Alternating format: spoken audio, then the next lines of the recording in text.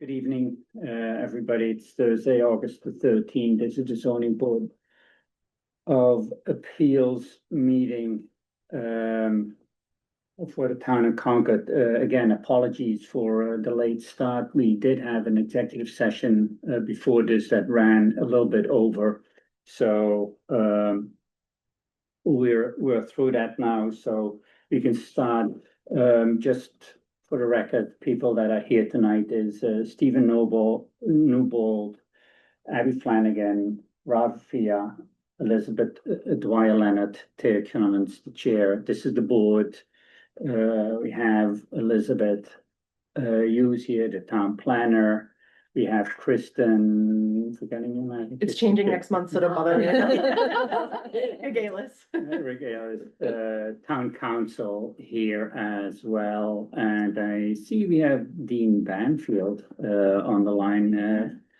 Nice to have you here, Dean. Dean is our select board liaison. And then Christine Zale, senior planner from the town, is also online. I have a lot going on tonight, a lot to cover. So let's start with our 7 o'clock meeting, 10 minutes late, and I'm going to butcher this name horribly. Zlata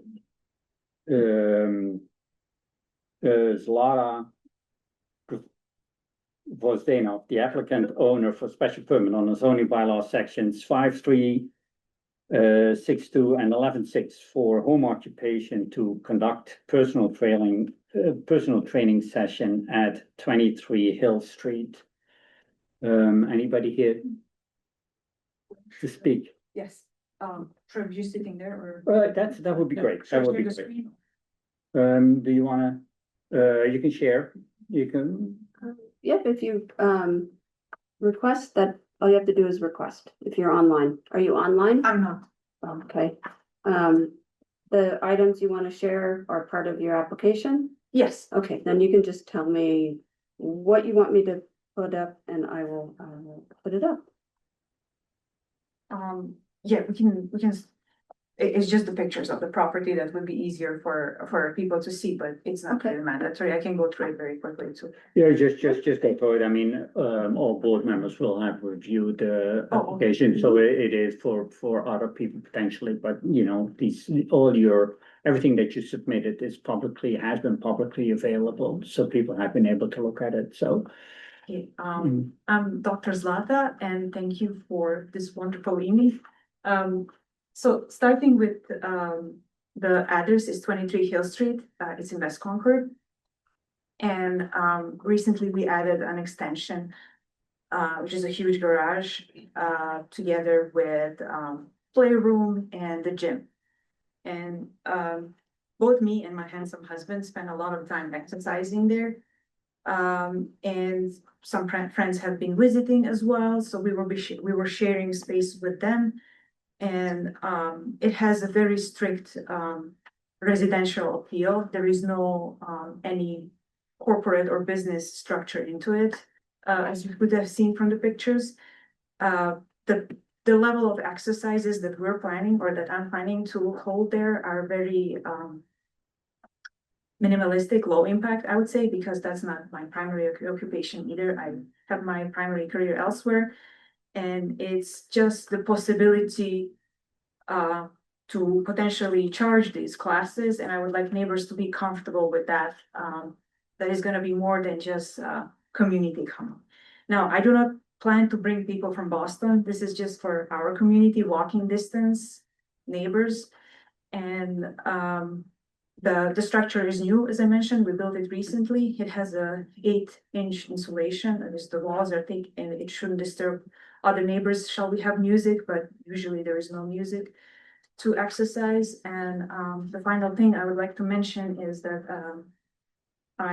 thanks for sharing. Yeah, so you can see on the right here, that's the garage. On the second floor, there is a larger playroom. It's a spacious room meant for exercises that are more spacious. The first floor at the back has a gym that has a double layer of rubber and some equipment.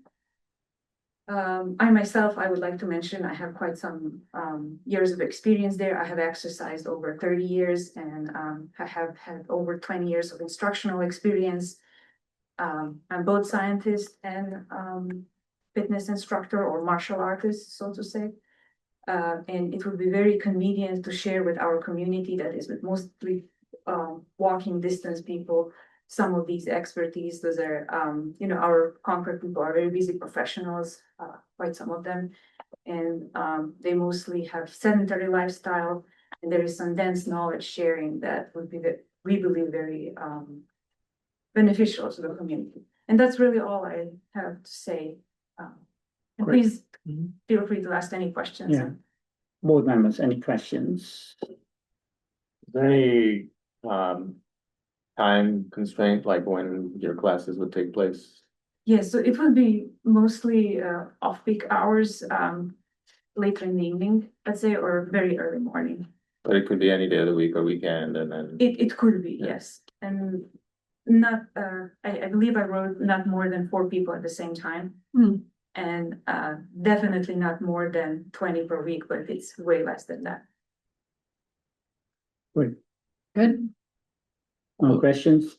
No questions from the board, and open it up for the public. Anybody here or anybody online wanting to speak on this application? If so, please raise your hand. Raise your hand physically here or use the raise hand function on Zoom. I'm not seeing anybody wanting to speak, so I'll close the public comment section of this hearing and bring it back to the board for discussion. And just one thing, just so that also everybody knows that when these applications come to us, we typically grant the permit for a year, just as sort of a trial period, and then so that next year, you'll come back, and if there's no complaint and everything is going fine, then we would typically go out a little bit longer, for 3 years or something like that. So, but typically we use sort of that, just a 1-year period as a test. So, is there any, how it is going? So just so that you know that if, in case we grant this application, I'm looking to the board here for any comments, discussion. Seems like a well thought out plan and a very small amount of people who would be involved. Yeah. So it seems like it would be fair to test it out over a year. I think it meets the bylaw standard. My question was, do we usually put like a, 10 PM, like 7 AM? That would- Is there a noise ordinance, or something we can kind of follow that, or? The town doesn't have a noise ordinance regarding that or anything in the zoning bylaw. Okay. It would be the same, just public nuisance. If they had classes going till, midnight and, the abutters would call the police department and, but typically, yes, traditionally the board has placed, some constraints as far as time on, many of the home occupations.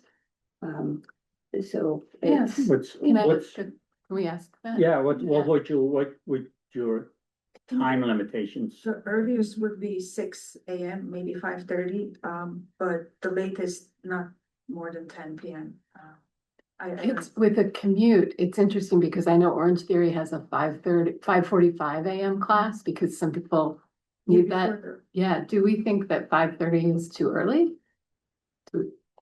Because certainly people do work out that. I think the early. early morning workout classes, like at Lyft and other Yeah. places like that, are located in commercial districts. Agreed. I think there yes. needs to be a kind of Yeah, gesture to the neighbors, of, I think 5 or 5:30 is too early. or maybe 6. Cause even 4 people in the driveway Yep, happily greeting each other before they walk into each. Just some car doors. Yeah, it could be noisy, so I think I think 6 AM seems reasonable for the type of business, and then a nod to the neighbors, and yeah, see after a year if no complaints. that's then true. And you'll know more about your scheduling. If there's a real hunger for that early morning, then. Yeah. We can figure Yeah. it out. So 6 to 10, 6 AM, 10 PM.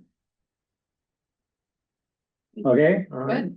I move that we approve the application of Zlata Grodano for a special permit under zoning bylaw sections 526 and 11.6 for a home occupation to conduct personal training sessions at 23 Hill Street with standard conditions and between the hours of 6 a.m. and 10 p.m. for a period of 1 year. And we'll include a discussion on the number of people and an average of Yeah, about 20 people per on the- weekend. Yep, Right. okay, on the- just what's in the application, yeah. thank you. Yeah. I second that. All those in favor? Aye. Aye. Congratulations and see you in a year. Thank you. So I need to come again in here or? You'll Yeah. need to go through the same filing process, filing an application, and there needs to be notification of the butters and then legal notice and the public hearing, and so it's the same process. You'll file a couple of months before the end of the year, and then generally, as the chair said, the next round, might be, 3 years or 5 years. And then you come back and there've been quite a few home occupations that have had 10-year, 3 10-year permits granted, so, yeah, Thanks for explaining. It's new to me, so thanks for Yes. explaining that. Yeah. So the novo entire application in a year. yes. Okay, thank you. Yeah. Thank you. Next, 705, Rob Meltzer, the applicant on behalf of Ian Agranat, the owner for special permit under zoning bylaws sections 5362 and 11.6 for a home occupation to operate a karate studio at 970 Sudbury Road. Anybody here to speak for that application? Good evening. My name is Rob Meltzer. I'm attorney for Mr. Agranat. I just want to say a few words and make them available for any questions you might have. We've given a fairly substantial supplementary package about this. Right. This property at 970 Sudbury Road is substantially off of Sudbury Road. It's a property that is not visible from the street. This is the second time we've been in front of the board with Mr. Agranat starting a business in that particular space we're talking about. The other business that was there in 2011 is now operating out of Millen, Maine and Maynard. So we're familiar with the process and the restrictions on home business and when it's time to move them into a bigger space. At this point, what the business is a dojo. It's going to be Karate with Ian. It's a company already registered with the Secretary of State. And this is the manager. He is the manager. And in fact, fully insured. The property has been custom developed and custom built as a dojo suitable for this purpose. Much like the last time that we were here, this is going to be a relatively small use. This property has 11 parking spaces already there. This was ascertained at the last time we went around. Be no more than probably 8 people at a time. Probably not at 5:30 in the morning, more likely somewhere around, as he says, after rush hour. So this is something that we're well aware, and the applicant is well aware of the restrictions and limitations and the needs of how to do this. Now, you probably know this property, and this was well known 15 years ago. There's generally a police car parked in a small parking space, ticketing people on Sudbury Road. They come down Sudbury Road, usually, they're still ticketing down there. I haven't seen him for a while, but he's So- welcome there. That was the Sudbury Road speed trap. That's his driveway. No, it's actually further down now. This, obviously, the applicant is well qualified to be running this. He's an expert in this field. We've described what he does. We provided all the information about the site, pictures of where it is, information about what the business is. So obviously, if there's any questions, if he can answer about what his intent is, he's here to answer those questions. Great, thank you. Board members, any questions? Is it a shared driveway with Yes, 1,000? Yes, yep. Okay. And have you talked to that? he's interested in participating. Okay. I think he agrees with it. Yeah.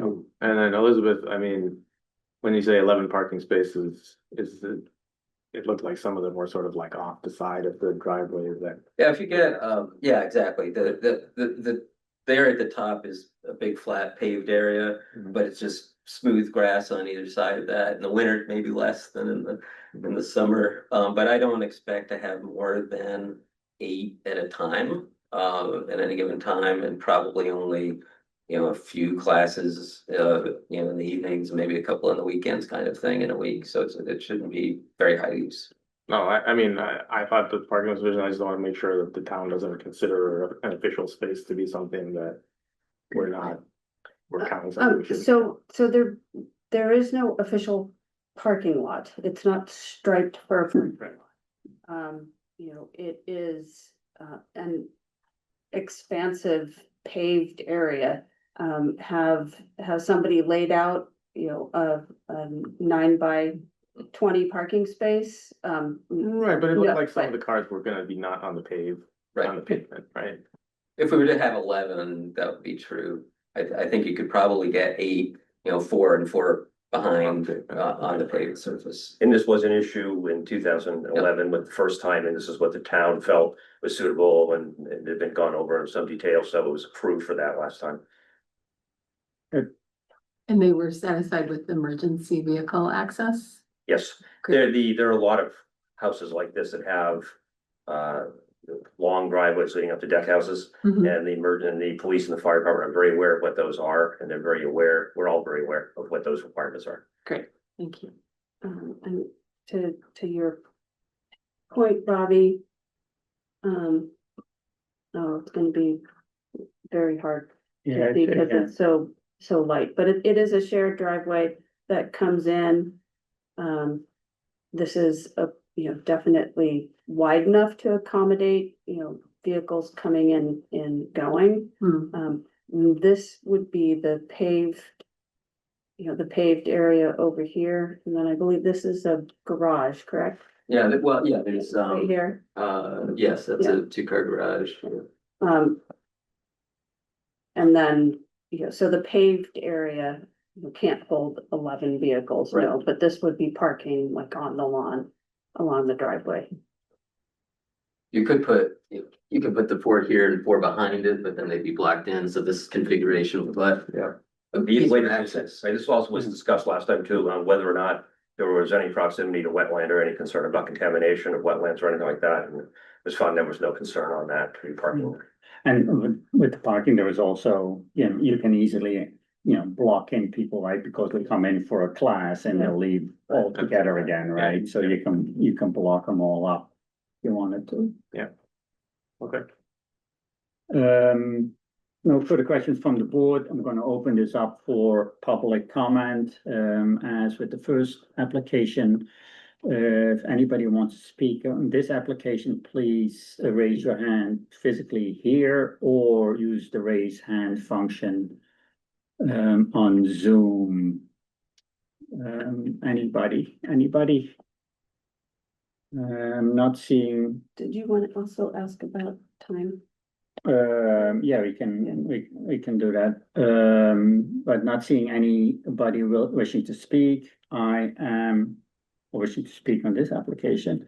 I am I'm closing the public comment section of this hearing, bring it back to the board for further discussion. And like we did with the applicant before you, any time blocks that you would Yeah, like, I mean, it's that probably, you would suggest? the likely times would be a Saturday morning, a Sunday afternoon, possibly after, once or twice a week in the early evenings, like 6 to 8, something like that. And maybe in a couple of years when I'm more retired, because I have a full-time job, is maybe something in the, sort of during school hours, for people who have kids off to school and might come during that time. So what's the earliest you would anticipate? Like not at 10 in the morning. 10 in the morning, what's the latest you would anticipate? Probably ending at 8:30. So would 10 to 9 cover you? Yeah. 10 to 9 on weekdays, would that also be weekends? Yeah, weekends probably similar. I mean, I wouldn't go that late on a weekend, so weekends would probably be 10 to 4, something like that. And weekdays would be probably 10 to 9 would be more So than 10 to 9 across the board? Yeah. I may ask on that one question though. I'd also like you to consider the possibility, since this is the second time we've had a business there, to consider the possibility of a 3-year period instead of a 1-year probationary period. There were no complaints during any time of at all, of the prior use. It was a completely different business. Same outfit though, so figured I'd ask. It doesn't matter. Appreciate the ask. No. Understood. Yeah, Good. I guess the only, it says 8 to 12 people, but then it says no more than 8 vehicles. Are we supposed to say both, basically? It wouldn't be more than 12 people, but it also wouldn't be more than 8 cars. open to what requirements you want to place. Well, I I think we can just reference the application, but I just, so Yeah. you're clear, that's what I read the application as saying. Okay. All right, I move that we, move the application, approve the application of Rob Meltzer on behalf of Eden Agronaut for a special permit under zoning bylaw sections 5362 and 116 for a home occupation to operate a karate studio at 970 Sudbury Road, in accordance with the details set forth in the application and between the hours of 10 a.m. and 9 p.m. For a period of 1 year. I second. All those in favor? Aye. Aye. Congratulations. Thank you very much. See you in a See you year. in a year. Thank you very much. Thank you. Thank Mhm. you. 710, Keith Moritz, the applicant owner for special permit on the zoning bylaws section. Did you want to make the announcement about that one? Or did you want me to, Make an announcement about that one? so then, just in case, and I was actually looking at people who signed in, but just in case there are people here actually online that are waiting for us to deliberate a draft decision on 262 Virginia Road. We will not be doing that tonight. We will be continuing that discussion to our September hearing or meeting. So just if you're waiting for that, then you might want to just log off and do something else on this beautiful evening. So 710, Keith Moritz, applicant owner for a special permit on the zoning bylaw section 715 and 11.6 to demolish the existing 2,283 square foot single family dwelling and construct a 5,780 square foot two-story dwelling with attached two-car garage, which increases the gross floor area by more than 50% at 448 Sudbury Road. Kristen, did you want to say anything or not? And not to put you on the spot, but I'm happy to if you want me to talk through it. Okay. So there have recently been, space this was open here as well, some changes. just to be clear, Kristen is town council.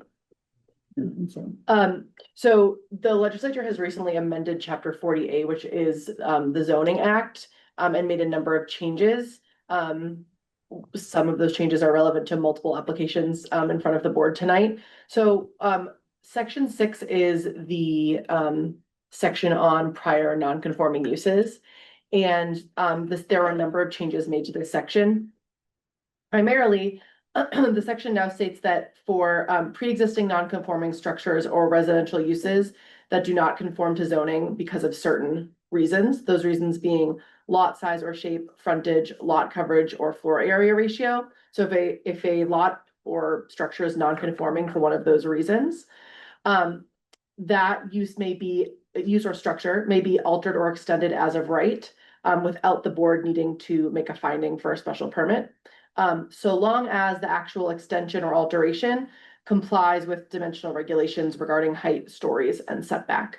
So if a structure or use is non-conforming as to that first list of items, so long as the alteration or extension is in compliance with that second list of items, a special permit is not required. The extension or alteration can be done by right. So that's where we are. We are continuing with this application as if this zoning change wasn't put in place, but it does give some direction on where we stand. So that being said, anybody here to speak for the application? Yeah. Please. Thank you. Ethan Morgan, this was requested last time. I don't know if this is the property. Anybody's interested in seeing it? Yeah. See it, but, so Keith Moritz, property owner, 448 Sudbury Road. Good evening. I'm just, for lack of getting, I'm just gonna read what I wanted to do was, we made some adjustments, we made some updates to the proposal after the last hearing. and the site visit. And so, I'm just gonna read through it real quick and then I'm done.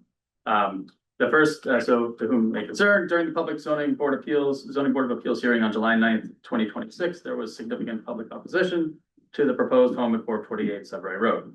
The primary concerns from the homeowners in the neighborhood were driveway location, overall height, and massing. That's what I took away. After a site visit with the zoning board on 21 July 2026, the several discussions with the neighbors, the property owner has noted concerns and has worked to address them with updated plans. The updated proposal includes the following. One, reducing the size of the above grade living space from 3,448 square feet to 3,408 square feet. So reducing by 40 square feet. This falls within the gross floor area, GFA, of allowable expansion of 3,424.5 square feet. That said, the garage proposal is left unchanged and is still at 608 square feet. The total of the GFA is with garage 4,016 square feet. So that's been adopted. So I've reduced the size, reduced the mass, and brought the home within the GFA. Item 2, with regards to the height, so reducing the primary and secondary roof ridge lines. So the secondary roof ridge lines in the back have always been, original proposal was 2 feet shorter than the primary ridge line. Trying to maintain that 2 feet shorter, probably 18 inches to 2 feet shorter. But overall, both primary and secondary roof ridge lines will be reduced by 18 inches. It's 1.5 feet, removing the small gable and removing small gable from above the front door. So we've shortened the height, changed the pitch, shortened the height of the second floor from 8 feet to 7.6, and have achieved an 18-inch reduction. The garage location and single-story roof height of 18 feet per the original plan is maintained to complement the adjacent Cape Cod style home at 458 Sudbury Road. The proposed home is set back more than twice the required distance from the front property line to remain in family with existing homes on that side of the street. The massing in the back of the home maintains a ridge line lower than the primary ridge, which assures a lower profile up against the backyard of 15 Whittemore. And this updated design places the primary ridge at 28 feet from top of foundation, and secondary ridges between 26 and 27 feet from top of foundation. So an overall reduction of 18 inches. And okay, that's it. And then the third item, the proposed curb cut. So there was concern about driveways being across from one another. So on that, you see, I've left the garage where it was originally maintained because it is best suited next to the existing Cape Cod house that is there. And I've rerouted the driveway towards the center of the property to be not directly across from the existing street and reduced its size from a 2-car to a single car curb cut. So this mitigates concerns vocalized during the ZBA hearing about traffic and is also a compromise for those concerned about site distance with 15 Whittemore on the corner. I have those concerns. And so my ending statement is the neighborhood agrees. I think everybody has agreed, everyone I've talked to, that the current dwelling must be torn down. It then becomes a question of what is suitable for the neighborhood and isn't substantially more detrimental than the existing non-conforming structure to that neighborhood. Great, thank you. Appreciate the effort you made to address some of the concerns. And appreciate getting that plan, the civil plan redone. I was looking at that the other day when it came in. One thing you mentioned during last month's hearing was that you swale the runoff. This plan shows the house sitting pretty proud and just sheeting in every direction. So there's going to be, civil engineer needs to get on that and make sure that you contain all your runoff on your own site and not sheet it off into the street, let alone to the neighbors. Understood. And then, you'll have to, because you have such an increase in impervious area, you also will need, and that's a standard condition that we have these days anyways, you'll have to infiltrate that stormwater. Yes. So there's some work to be done if we approve this for your civil engineer. Any other questions from the board? There was some question between some of the documents you had about saying you're not taking trees down on the back of the property and the plan there that shows that you are taking them down. Yeah, there- the ones that aren't being taken down aren't shown, except with the exception of that one, and then there's about probably 12 other Okay. smaller 6-inch type trees that are 20 feet, 25 feet tall. Right, so they're not shown on They're the not shown. engineering plan. They should be so that you can Fair. be Clean. clear about your argument of what you're saving, what you're not. Understood. That's all. Okay, Yeah. yes, I can make that a big. Yeah, and then I think in that plan it also notes all of the requirements for the septic system and raising the ground and raising the building and setting the heights. Right. Your new height is based off existing grade or new grade? The height is based off existing grade. It's the Okay. average of the existing So do grade. you know what the new height is now? It'll be 160, so the chimney of existing home today just is 161. Right. The new home will be 169. Okay. So a total height is still with under 35? Right, well, And it's- under, right. Yeah, okay. Okay, no further questions from the board. I'm gonna open it up for public comment. Who wants to speak first? Somebody is raising their hand on Zoom. I've seen that, but let's go to public here first. I may, Yeah, go ahead. yeah. Yeah. Oh, thank you. Name and address? Butter on 15 Wilmore Street. I may have additional comments, but I would like clarification from the attorney. How recently was this zoning amendment or act passed? Mhm. Is it applicable to this situation, which I gather it is? And could you tell us if that means, is that zoning change obviate the need for the special permit, or is there still a need for a special permit, which I gather there is that right? So I'm gonna I was play gonna say- attorney and answer this. Yes. So we were struggling with it and we decided to just go ahead with the application since that's been in process. That also indeed gives us and you all the opportunity to comment on that plan because, you know, he could withdrawn and then just go to the building department and file building permits for his building permit. In this case, you know, I could make comments here about drainage that, you know, that needs to be. And so we wanted to make sure that we still had a public process as much as we could. Although we understand that it might be moot. That, you know, we could potentially withdraw and file with the building department tomorrow for a building permit, but So, again, I guess if I may, just to be clear.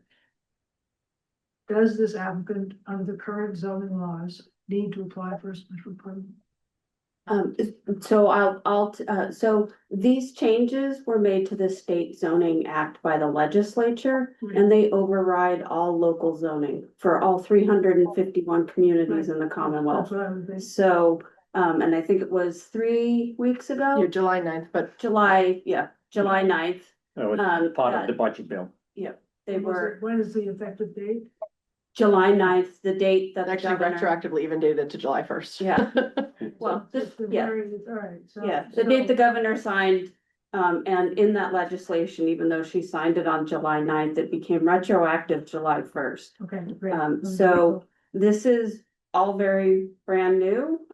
Every community is going to, be struggling with some of the, language, the ambiguity in some different areas, which traditionally get answered and precedent set through the courts. And we haven't had that yet, but based on town council and the conversation, no, this project would not need a special permit.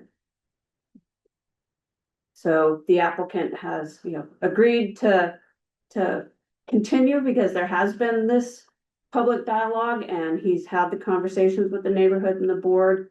As the chair said, they get to, make sure the stormwater drainage is handled on the site and there have been modifications to improve the plan.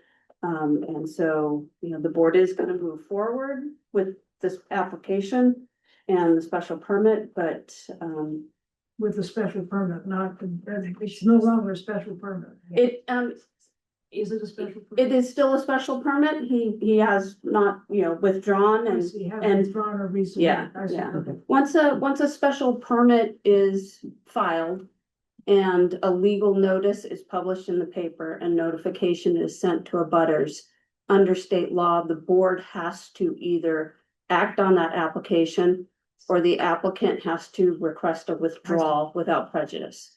Okay, that's really So, very helpful, very yeah, helpful. if the board does not act, even, then it can become approved by default. So So, have you effectively concluded that you are going to be granting this permit? I'm not involved. We don't wanna Turn that waste back your to time by making comments that are no longer germane. Really. Well, we haven't voted yet, so, and public comment is always welcome. And, could potentially sway votes, and, Or- or not, or tweak Tweak the plan. tweak a plan. Yeah, I mean, that's what public process is, right? Well, it has to be pursuant to the law. Hmm? So if the law has changed, I personally don't wanna, put you through, hoops that are no longer. No, but we can discuss that. I mean, and as you said, we were not clear, we had an executive session, as you know, exactly to deal with another application that also had, we're ready to make a decision and standards changed. And then how can we make a decision? While we're in the process, how can we make a decision if all of a sudden the standards have changed? We can't come up, so we're struggling with that, no doubt there, but we still want to be fair and want to have a good public process. And we hope that we are coming to a fair outcome. And that's where we're at. So, Well, one more question on the law. yeah. Is there a requirement for implementing regulations before is there gonna be any elucidation by the regulatory authorities?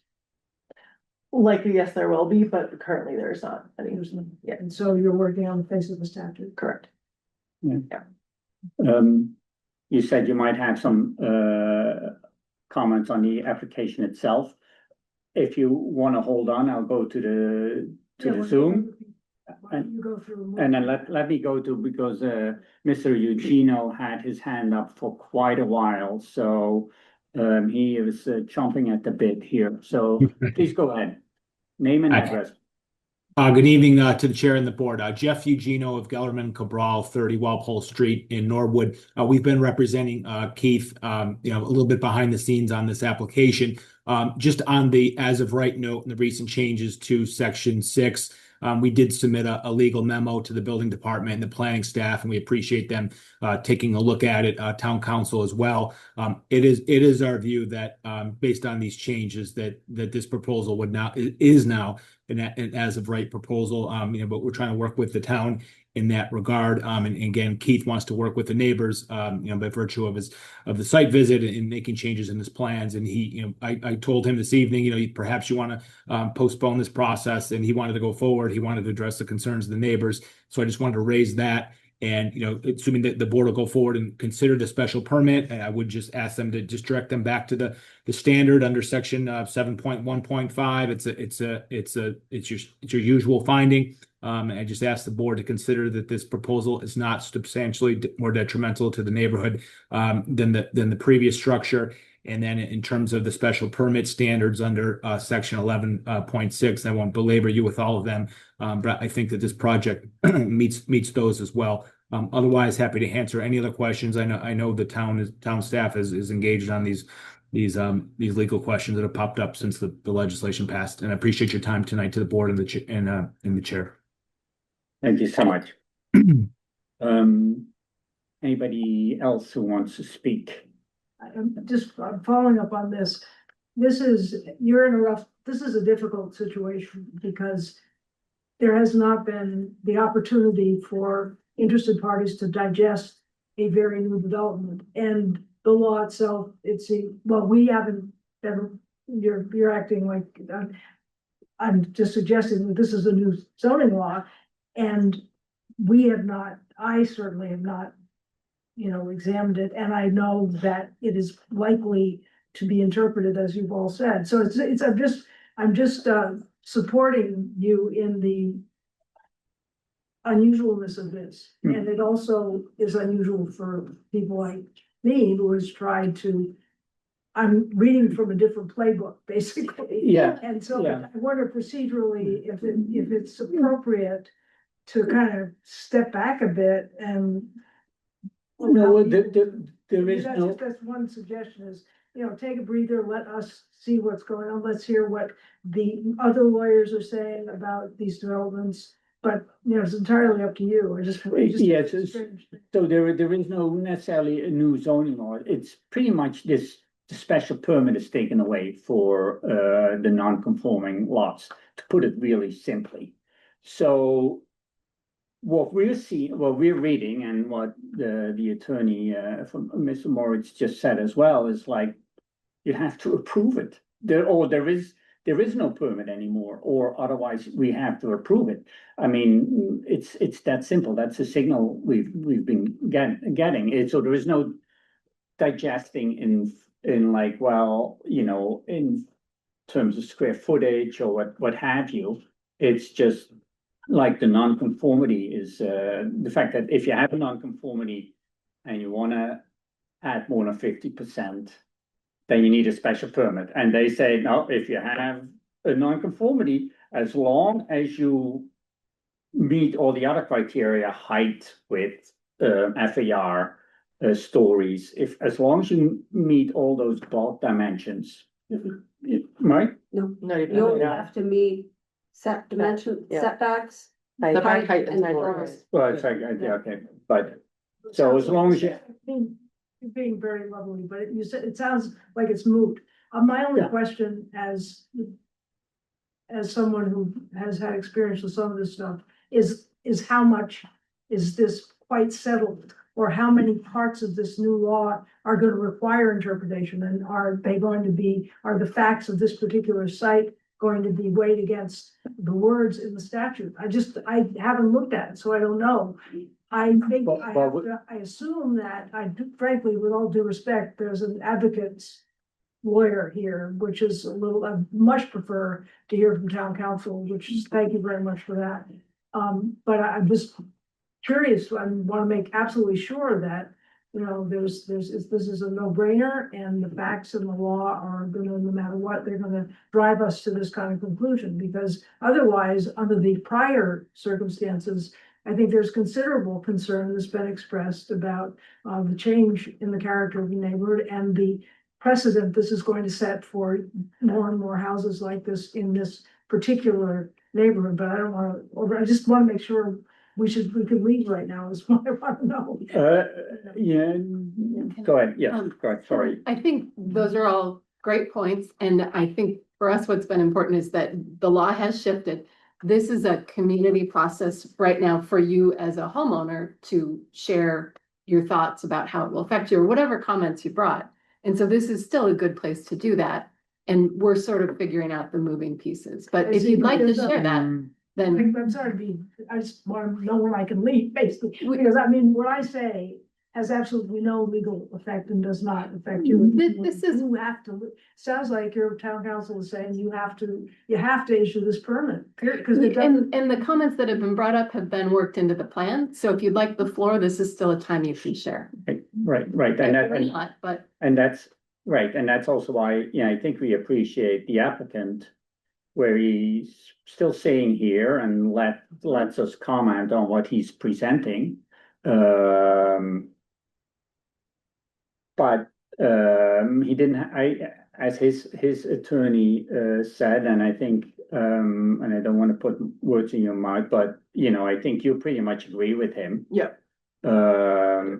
And we have some other legal minds on this board. I'm not Like Yeah, so pointing I think, fingers. I think we should, I certainly don't feel the need to stay. I would observe that in terms of the community's concerns, speaking for myself, of course, the changes that were made were extremely trivial.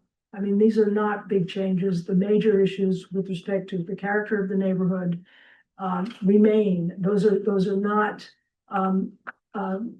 they're not entirely responsive in at least my judgment, but that's no longer relevant. And I would just leave with that offering, that I don't see that kind of, give and take happening in this situation. That there was an intelligent move to kind of make a few tweaks, and that's fine. But I think that you're What were very you open hoping about, for? I'm sorry, What would be the ideal change? to be at least within what we thought were the zoning rules that the town enacted in terms of the size of this place, and to respect the neighborhood character, which if you look at that, it's funny because I've just started really looking at my own neighborhood. Mhm. Every house, except a development type house, has been done with a lot of respect for the scale of these houses. We've expanded our house, every neighbor we know probably has expanded, but every single one has been done with a recognition that we do not want to extremely change or create the kind of, cookie cutter houses that are popping up all over Concord, and that this is a real exception to that. And it's sad, that's all. So I wish it were more in scaled way. Others are, this is a profit making thing, and it can be done with profit, but scaled back. And that's not what we experience, and it's unfortunate. And but I don't want to spend time on a moot point. Okay. Yeah.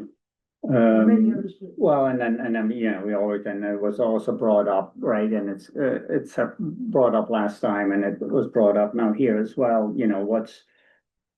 is the proposal substantially more detrimental to the existing house? That's what we're deciding on. We're not deciding like you should be building a cape, you should be building that square block that's further down Sudbury Road. We're not deciding, we're not the architecture police here. It's like, is the question here, is this application substantially more detrimental to the neighborhood? And that's it. And it's like, we're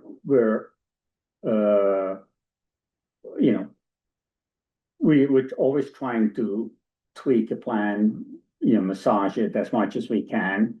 But it goes back to.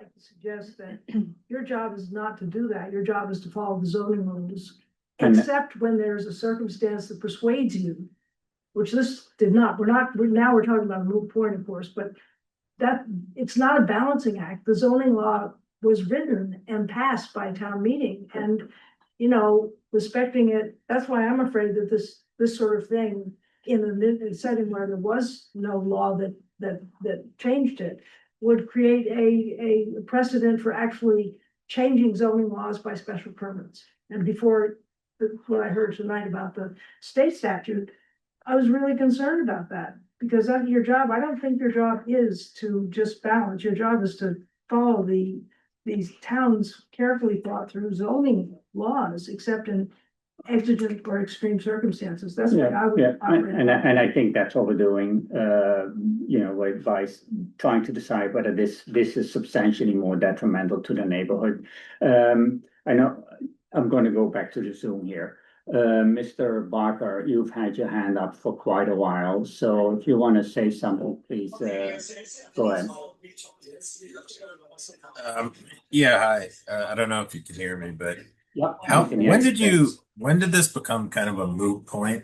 I couldn't hear when the new law. Yeah. The state legislature amended the state zoning act and the governor signed it into law on July 9th.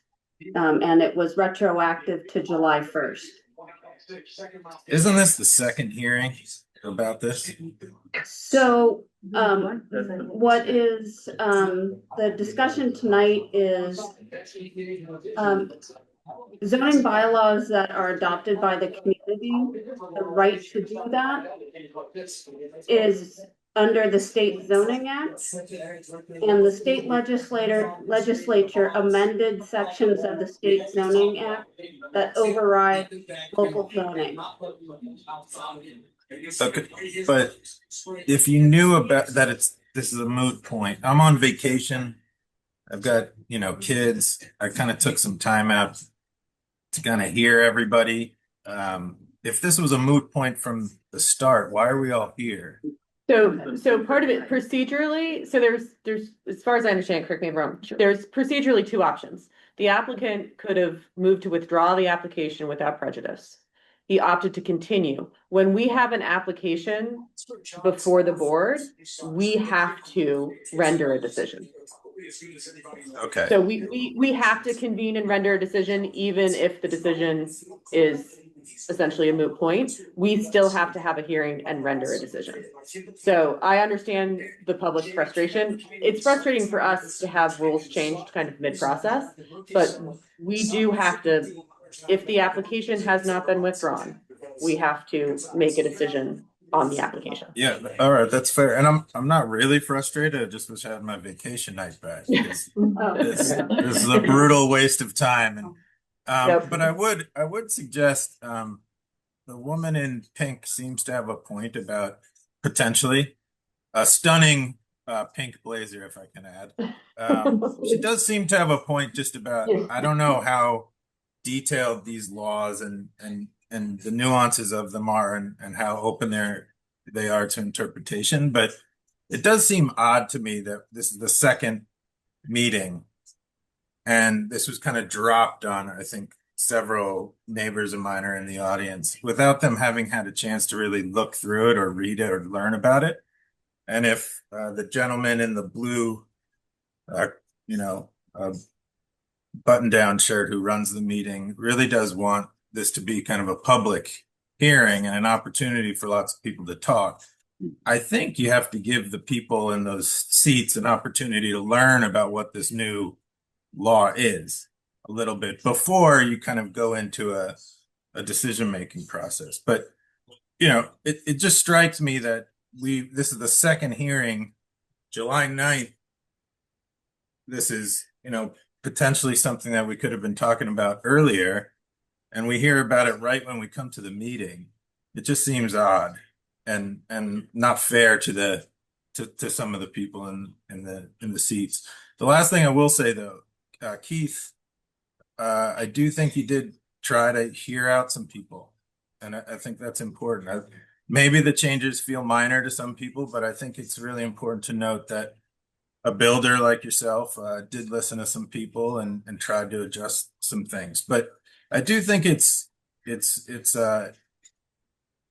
incumbent upon you all, I think, to think about the woman in the pink blazer's point about learning the law and being able to comment on that in a way that's comfortable for her. Okay.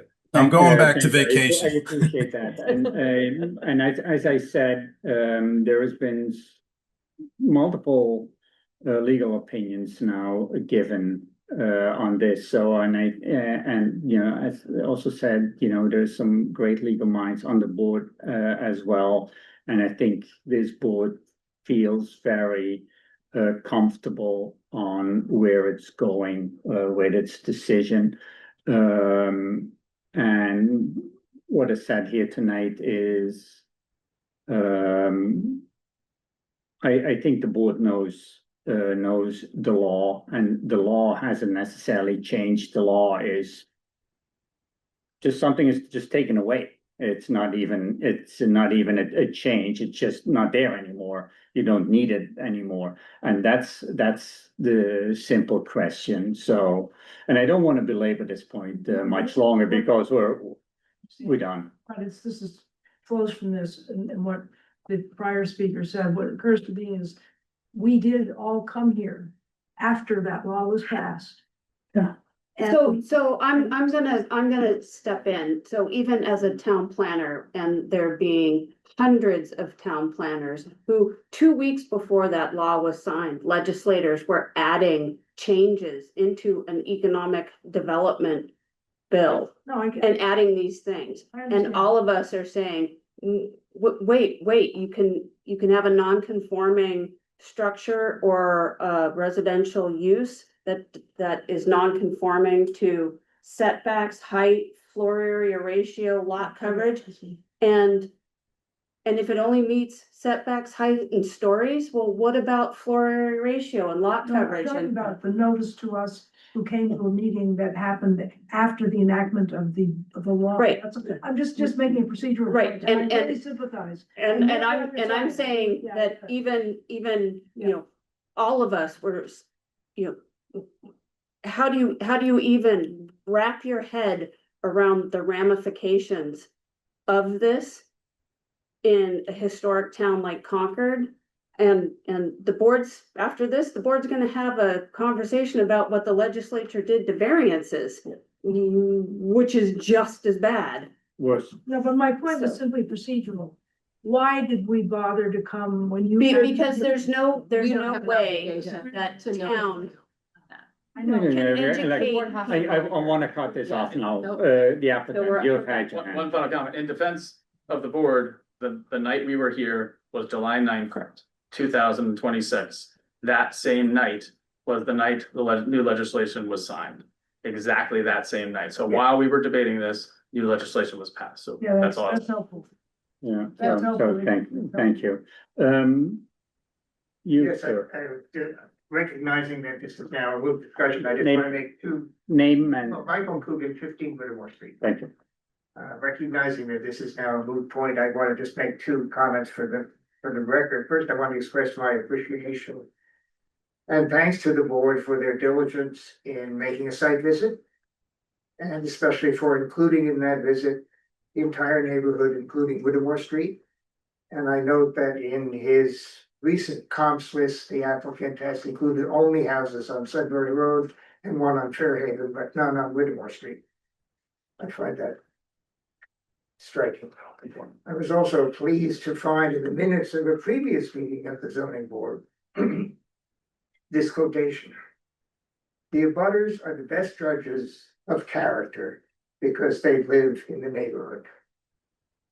The speaker is Mr. Kindermans. Mhm. And in my view, as an abutter, the extremely minimal recent changes to the design do not result in a dwelling consistent with the character of the neighborhood where we live. Thank you. You have one question. You read through the letter and discussing different changes to the architectural plans. Were those Yeah. plans submitted? They haven't been submitted. There's just Those a changes? statement that the 28 feet is 28 feet from top of concrete. Okay, Mr. Olson, you have your hand up. Can you hear me okay? Yes, I can. I apologize for not being there in person. I just like to speak first of all, in favor of in general concept of this project. And I'm sort of butting in because I'm here for the meeting for something else. But, you know, you talk about this being a builder as if somehow that's a bad thing. I mean, the Contis have lived in town as quite a long time. He teaches at Concord Children's Center. He's a local guy. He drives by this just like we do. And so that's the only comment I'd say is like that.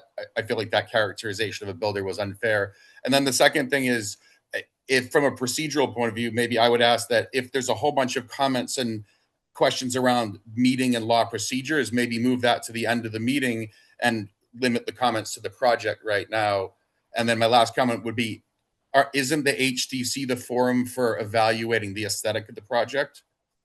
And if that's the case, isn't this property in the historic districts and won't it get reviewed for the aesthetics there?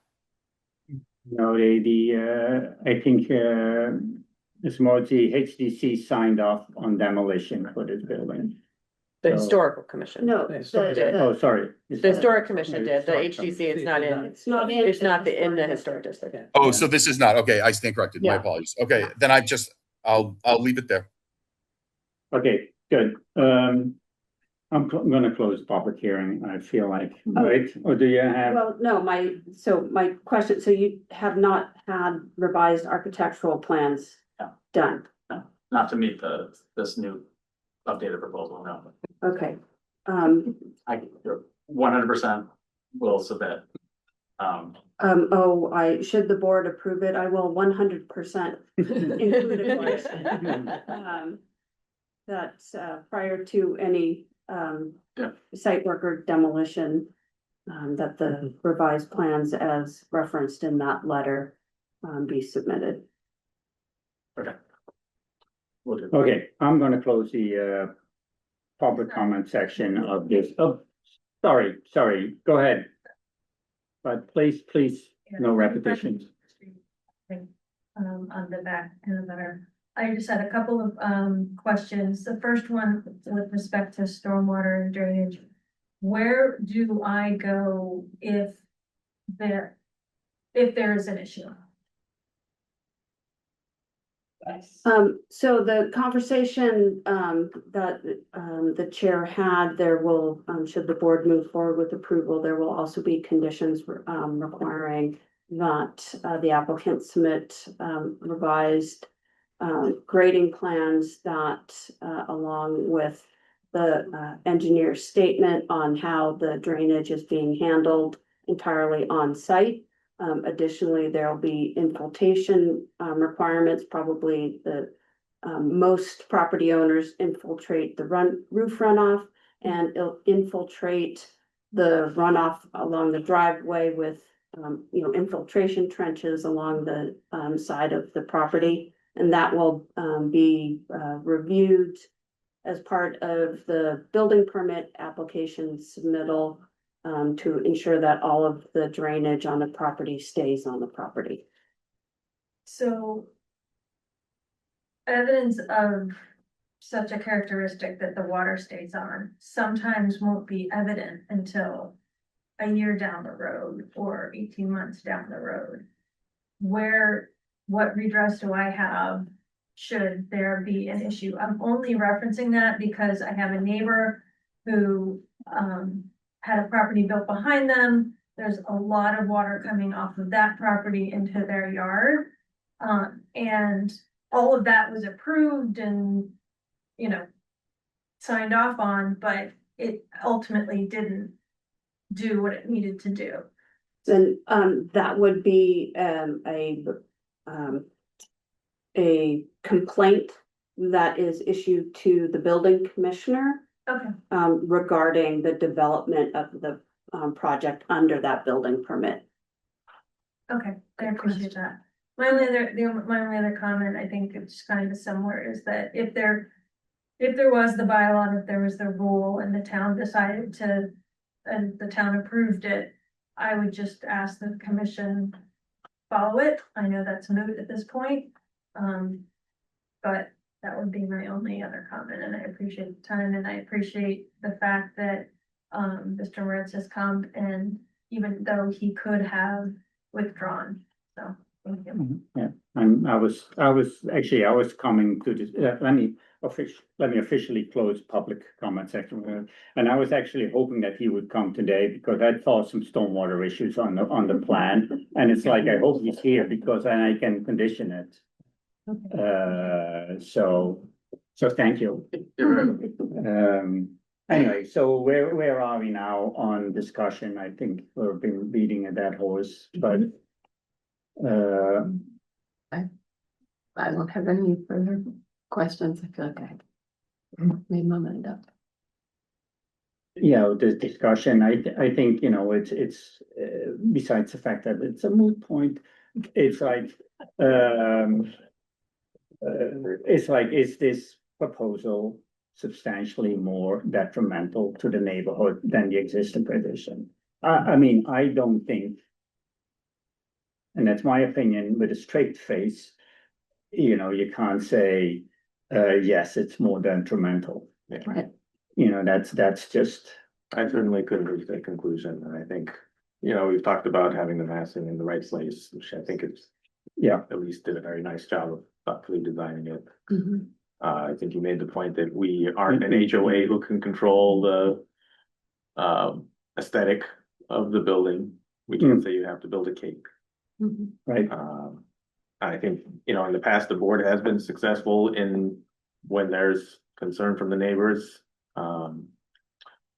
in bringing down the height. And I know it's been called trivial, but 1.5 feet of reducing the ridge height is consistent with what the board has been able to achieve in the past to make things better. And, you know, I Yeah, think that, and I think, you know, it might, you know, 6 inches is not, it seems very trivial, but in ceiling height between 7.6 and 8 is not trivial. Right. I think so that I think is a good step. I mean, you know, there's some response to the neighbor's concern and to our concerns. And indeed, as you said, I always like the fact that the garage was on that side, because that at least it picks up on the neighbors. Oh, Are we ready? I think we're ready. Okay.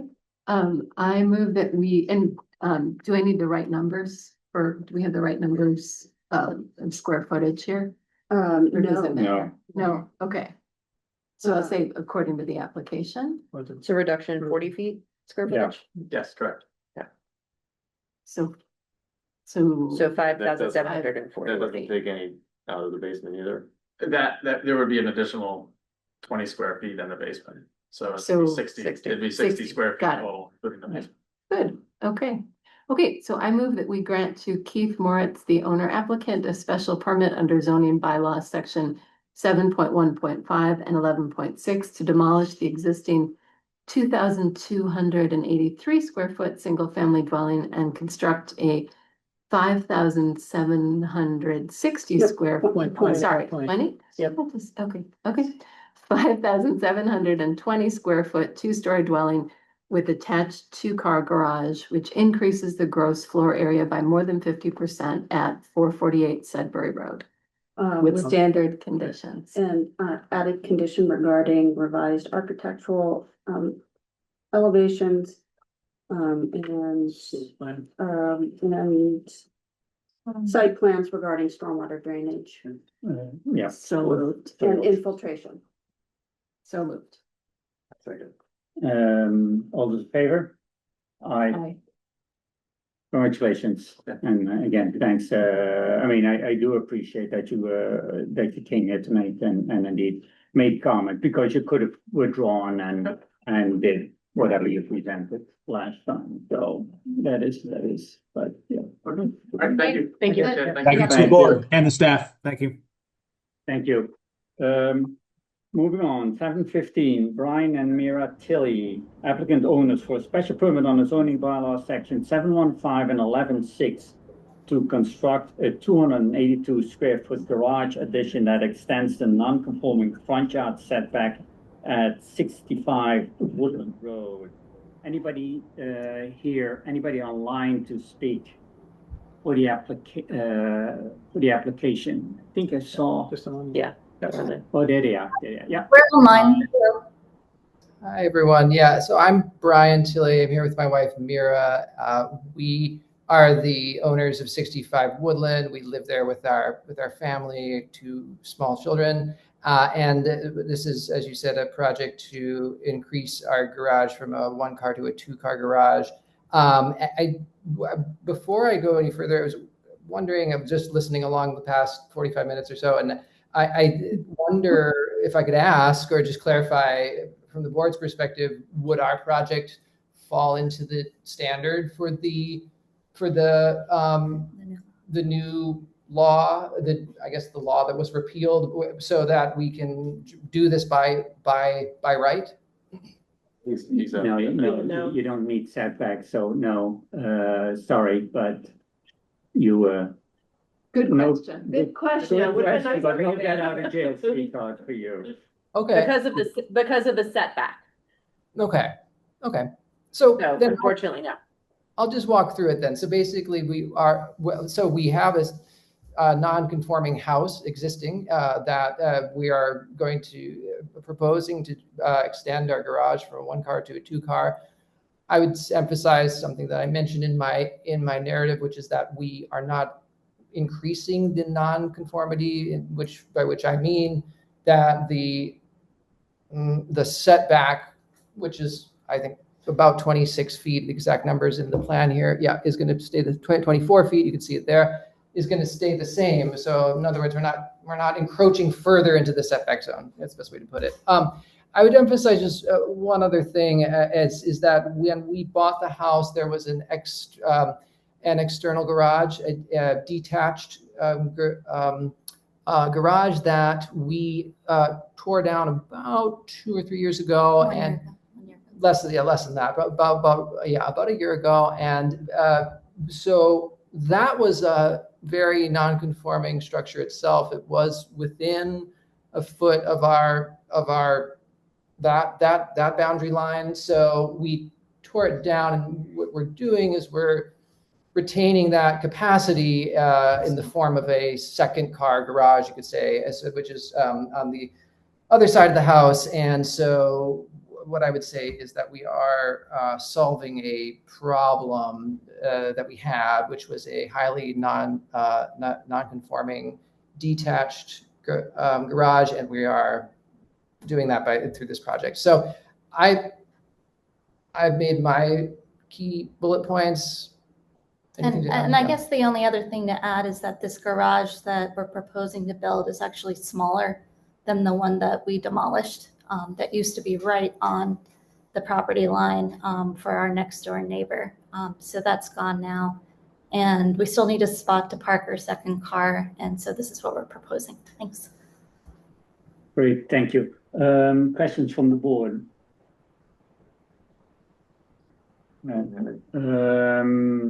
Nobody here anymore. So anybody online in Zoom who wants to speak on this application, please raise your hand. Use the raise hand function. Seeing none, bring it back to the board. We didn't get any comment letters from neighbors or anything that I saw, so nothing there as well. I drove by the site earlier this week and I looked at it, and I didn't have any problems with it. It looked pretty straightforward to me. So and then the garage is not coming any closer to the property line as the existing. So that's also always been our sort of litmus test. So it's also depressed from the road, so public, you can barely see the site. So and you need to really look for that garage if you're on the road. Yeah. So go ahead. Great. Okay, you ready? All right. I move that we grant to Brian and Mira Chili, the applicant owners, a special permit under zoning bylaws section 7.1.5 and 11.6 to construct a 282 square foot garage addition that extends the non-conforming front yard setback at 65 Woodland Road. All those in favor? Oh, so second. All those in favor? Aye. Aye. Congratulations. Looks like a thoughtful project, and good luck with it. Thank you very much. Thank you. Good evening. Although it's late, yeah. Oh, did you want to have Kristen talk before you go to your next item? Yes. We will have Kristen talk before we go to the next item, but I would like to do that after a very brief recess. Great, got it. Good, works for me. Break. Yes. Yeah, so we're back, and before we go on to the next item, we have town council here and who's gonna say a few things. Well, before I actually do that, Mr. Olson, who's on the line, I don't think it's something, town council is here, but I don't think you have to worry necessarily about something, right? So just so Hear us out. there's wanna make sure that you're not getting nervous here.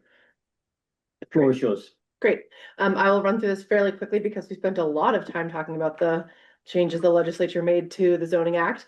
But briefly, on on July 9th, via a budget bill, a number of changes were made to chapter 40A, which is the zoning act, the state zoning act, that override any local bylaws to the contrary. One of those changes was to the variance standard. So previously, an applicant for a variance had to show a substantial hardship due to literal enforcement of the bylaw, and that hardship had to be related to soil, shape, topography, any sort of geographic feature that was specific to that lot. That standard has substantially changed. Now an applicant need only show a practical difficulty, so lower standard there, with strict enforcement of the bylaw, again, lower standard there. And the board is directed to weigh the benefits to the public interest of granting the variance, in particular looking at whether it would create additional housing versus any detriments to the public health, safety, and welfare of the neighborhood. The board can also look at, or should also look at, whether the benefit sought by the person seeking the variance could be achieved otherwise. So whether, the variance is actually necessary or whether the same goal could be accomplished otherwise. And then also whether the practical difficulty requiring the variance was self-created. So, it's a lot of nitty gritty, but essentially it drastically lowers the standard required to obtain a variance. Yeah, That's it? That's it. Thank you. So, yeah, well put. So it makes life a little bit easier for Mr. Olson, I think. 720, Sven Olson, applicant owner for special permit on the zoning bylaw, section 6-13, 715, and 11.6. To construct a 540 square foot two-story addition to the 1,983 square foot single family dwelling that exceeds the maximum floor area ratio by 176.3 square feet and extends the non-conforming front yard and rear yard setback and the variance and for a variance on the zoning bylaw section 11.7 for the construction of a shed that is closer than 5 feet from the rear and side property lines at 441 Main Street. I'm recusing myself, so I'll leave the room. Thank you so much. Means that you would be voting member for this.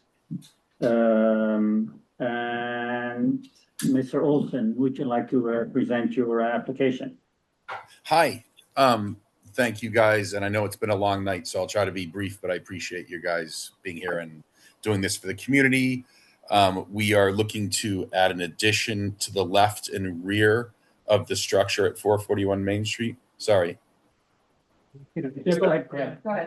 Go ahead. Sorry, we can't close the door. No. Oh, so the current structure has a stairway off the back, which is sort of in dilapidated condition, but it currently is 1.91 feet from the rear border.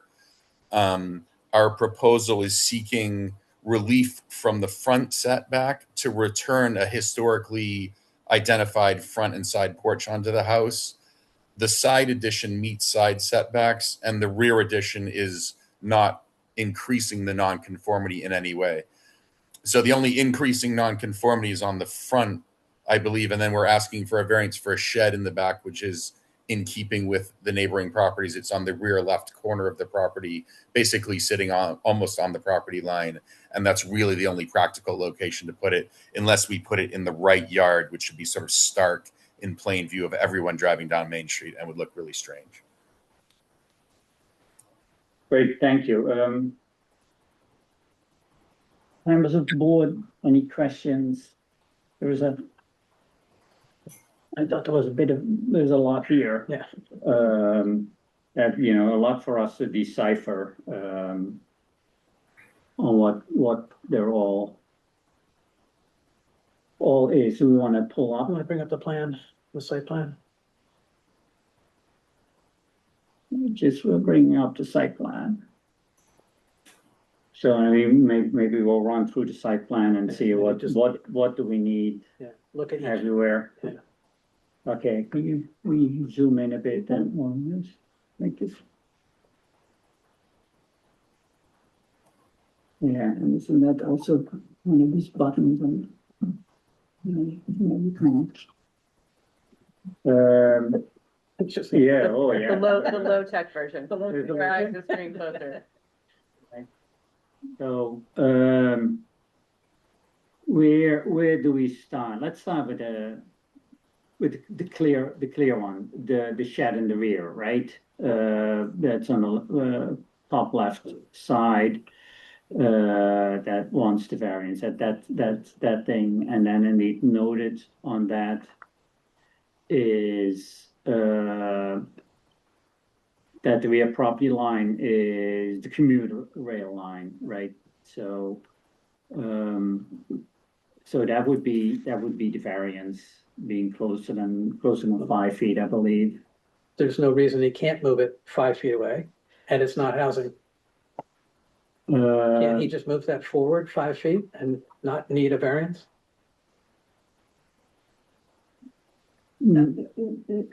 So he will need a variance. The 5 feet, you can have an accessory structure 5 feet from a side and a rear property line, Right. so long as it is behind the rearmost portion of the house. Okay. There's very little opportunity to put a shed 5 feet from the property line and maintain the rear portion of the house is Okay, approximately right here. yeah, so I think 7 feet from the property line, so so, you'd have a 2 foot wide shed. yeah, so at that location, it doesn't work. But he has the whole right-hand side of the parcel to play with as well. So he has means and opportunity and land available. If it's not his So- preference, that's fine, but if, I think it would be, is it okay if I chime in? Yeah, sure. I feel like putting it to the right side of the house, it would be within right, but I think it would be extremely detrimental to the neighborhood and the town and the visibility to have a shed sort of smack dab in the middle of that yard. Albeit by right, I get that. And Yeah, and I actually don't wanna necessarily debate here at this point in time. Yeah, no, sorry, I didn't mean to. I was just So, offering no, that. no, and that's good, and that's fine. I just wanna run through all the permits, all the relief. Sure. We need, so we need, that shed is a variance request.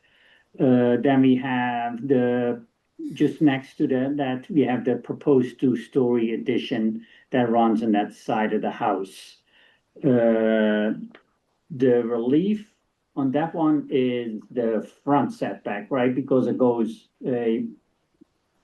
wraps around in the porch. Is that correct? Correct. So we need relief on the front setback, and that's a special permit, right? I don't know the legal terminology, but I think so. Yeah. And then we have a proposed 1-story addition on the back. That is that also? No, that's getting closer. That's getting closer. The Right, current okay. rear, sorry, the current rear is 1.91 from the lot line into the stairs.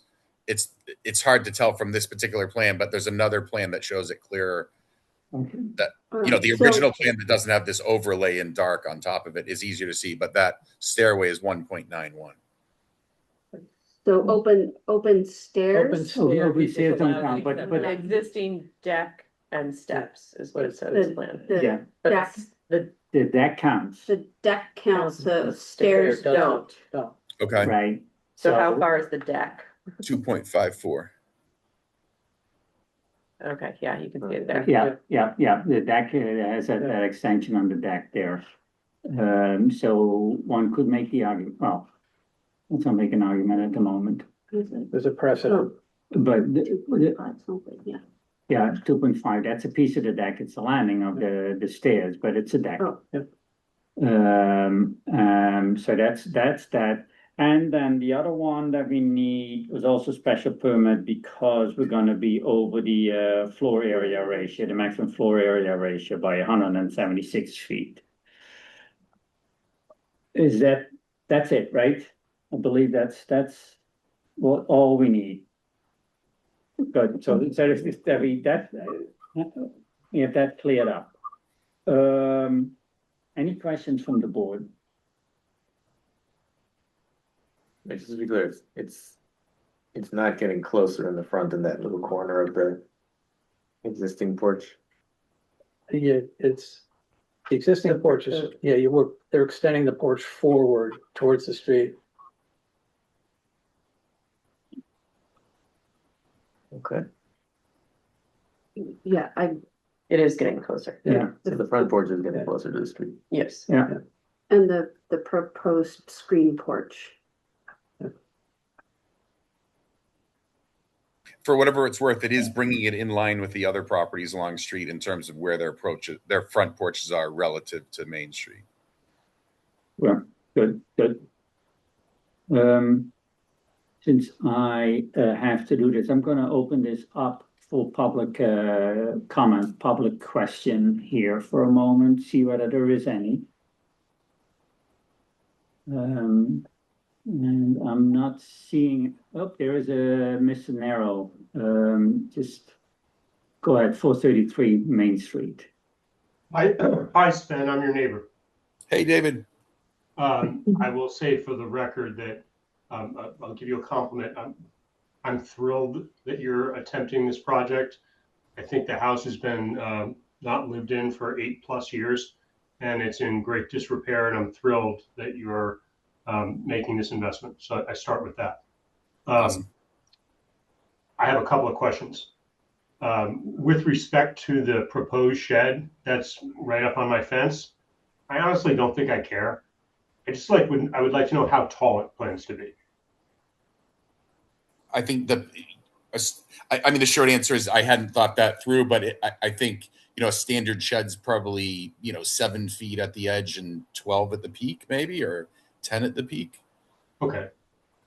In the proposal, it said that there are neighbors have similar sheds. That's actually not true. There are no neighbors with sheds like that.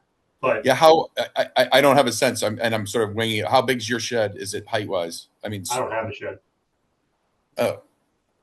So there aren't sheds. I'm your only neighbor, so there aren't sheds in the neighborhood. But so maybe it's a garage, but whatever's to your back left. But that said, my only question is about the height. Yeah. Is that okay? I mean, I'm open to modifying it. I think it's fine. To your liking. And my additional questions would be, they may seem petty, but they're just questions. I'm presuming that the fence facing Main Street goes away. Is that correct? It would stay there up until the new porch, and then it would end at the porch. So the fencing's remaining except for where the porch is, and that last post would end right at the porch. Again, I don't think I care what the answer is. So, but you would keep that fence and it would abut the screen porch, correct? Correct. Okay. Question for the zoning board. Are screen porches permissible in this historic district? I don't know the answer. I think that may be a question for HTC, but I don't want to presume Well, the other one is a screen porch and enclosed porch, or is it still an open porch? So to the abutters question, the Historic Districts Commission guidelines don't have a prohibition on somebody having a screened porch. The applicant will need to go to the Historic Districts Commission for approval of the project, and it will include the screened porch as part of their review. Whether the commission approves the project or not is it has nothing to do whether it's a screened porch or an open porch. It's all part of the project that they will review. Does that answer? Yeah, it does. So procedurally, HDC is next. Procedurally, somebody can choose to go through this board and the commission at the same time, or one before the other. There's no requirement set by the town on which board or committee you go through first or second. You will just have to go through all of them, or you will not be able to get a building permit. Got it. And I think my I think my last question of any materiality, and it's still nitpicky, the narrative describes that the hardscape and the landscaping will be unchanged. I think Sven, you and I can agree that it's kind of unsightly as is. Is it your plan to clean up the landscaping on the Main Street side? It is. What I didn't want to do was bog down the HDC application with a bunch of landscaping that they told me they don't regulate. So I think we do want to take out the shrubs, or I think they're overgrown like weed trees in the front.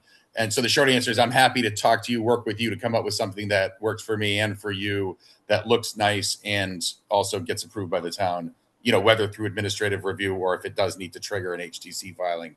But I think we were looking to address that in the spring of 27, just to keep the scope of this project limited because it's already getting wide. Yeah. But that sounds great. I'm happy to hear. I mean, you know, again, for the zoning board, I'll close with my opening comment, which is this is a gigantic improvement to the neighborhood. Great, thank you. Thank you. Mr. King, you're next. Yeah, hi. So Sven, I'm the neighbor across the street from the subject property, from your property. Hi there. Right. What's your And address? what's that? What's your address for the record? 440 Main Street. Thank you. And yeah, I mean, I'm going to echo what Dave said. You know, I'd love to see the place reoccupied and improved and fixed. It's been a little tired. I have the same sort of comments Dave does, maybe more around the HDC issues, whether your proposal conforms to the aesthetics that the HDC normally weighs in on. You know, landscaping, the non-conforming, or the mailbox that isn't supposed to be out front, little things like that. And, you know, so I guess my question is, I think I heard you hadn't gone to HDC yet. Is that correct? We haven't been officially heard by the Historic Districts Commission yet. However, we had an informal review of our first application and we adjusted it based on some of the feedback they gave us around massing and roof lines and things during that informal meeting.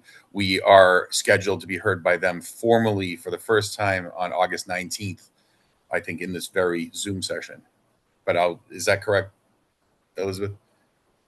It won't be this Zoom meeting, no. No, but I'm saying it's at the HTC August 19th, David, which would address a lot of what you're talking about. I'm sorry, not David, the other fellow, my neighbor. Yeah, Greg. But yeah, they haven't sent me a notice yet, but I guess that's there. You know, maybe they'll get around to it. Okay. No, you would have received the notice. We did not receive the notice. Yeah, neither Dave nor I did. We're both the butters, so.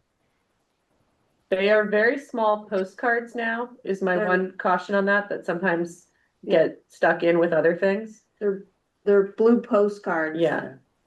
Yeah, I got the ZBA They're no one. longer the stamp, the big envelope that you get, so. Understood. Elizabeth is making note of that and we'll look into Yeah, it. so you might want to look into that, Mr. Olson. Just to make sure. that Regardless, that's all I have to say. Thanks for Sven for taking this project on. So generally very excited about it. So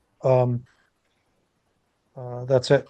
Yeah, we're excited too, and we want to be a contributing factor to the neighborhood, not detrimenting. So Thank you so much. Anybody else from the audience who wants to speak, raise your hand. Seeing none, closing the public comment section of this hearing, bring it back to the board for further discussion. And indeed, now we should be going through the kind of the items here. Let's start with. What do you want to start with? I want to start with, since we started there with the garage or the shed, the shed. Could you pull up what you just showed me at the GIS? Oh, sure. I thought that was kind of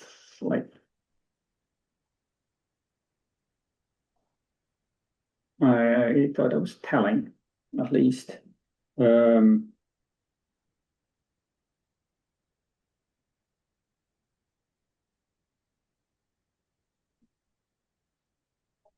Where are we?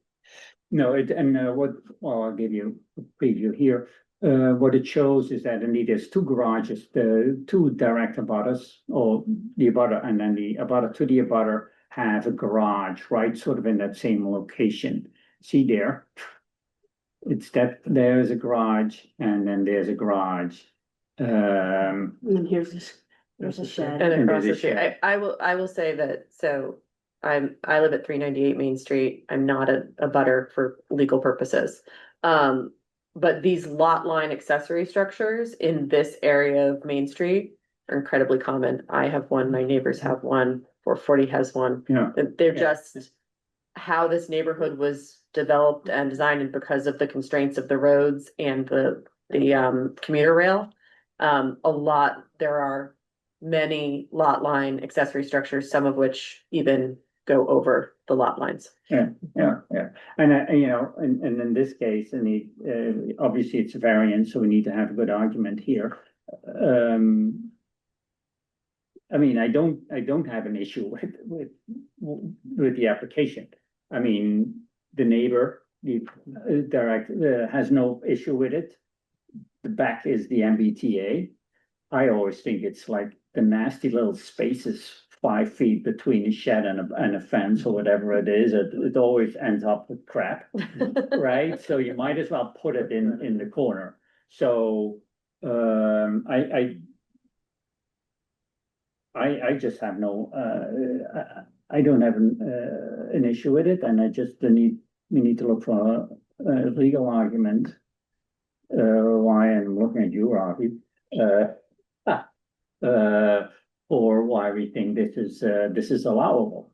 If you guys agree with. Yeah, I mean, we denied a shed variance over near Junction Square several years ago. But that was the old standard. And the only argument I can think of here is like, hey, you don't need a shed and you can put it in the side yard, but that doesn't feel to me like we're weighing, the benefits to the appellant and public interest versus anything else. I think there is clearly some practical difficulty here. And there's some unique sort of shape issues. I don't think we have downside to the neighborhood. No, right? and when you talk about, the practical difficulty can relate to soil conditions, shape or topography. Shape. We've got It a definitely, practical shape. Yeah. And to Abby's point,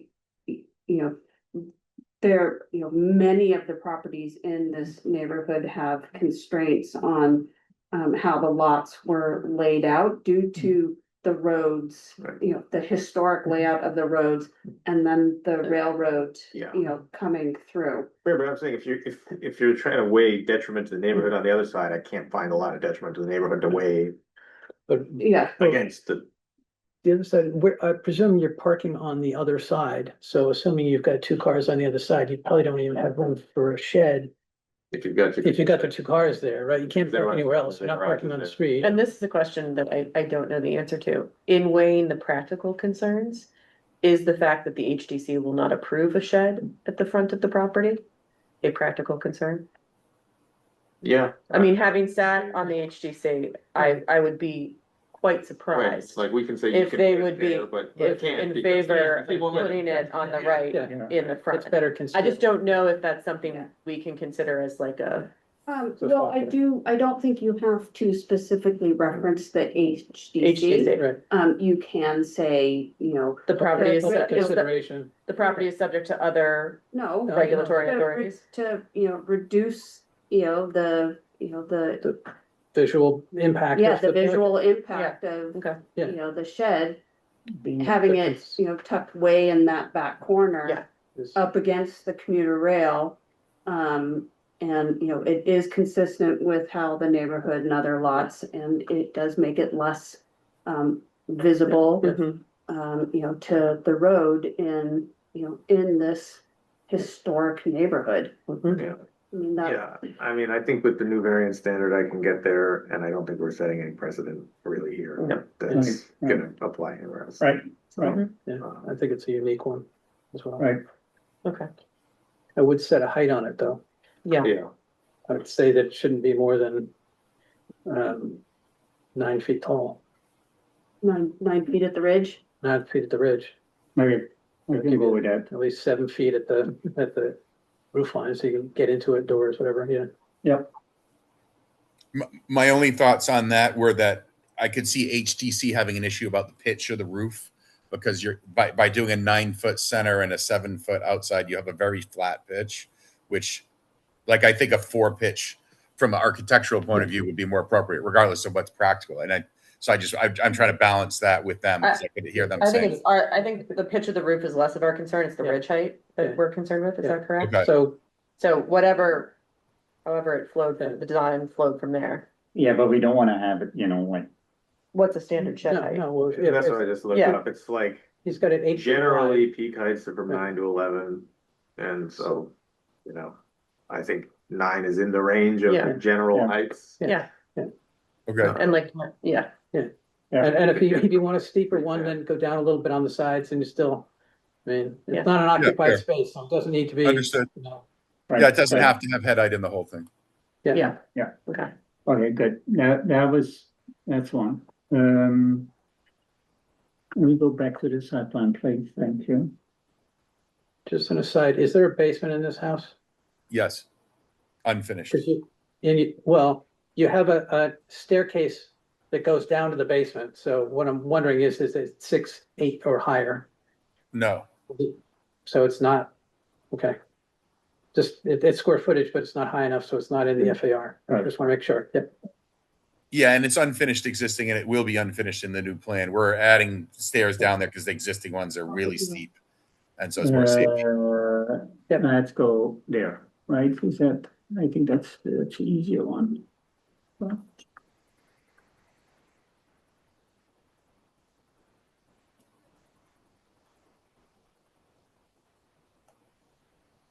Okay, the proposed one-story addition in the top right, in the back. We need a special permit because we are in the rear setback, right?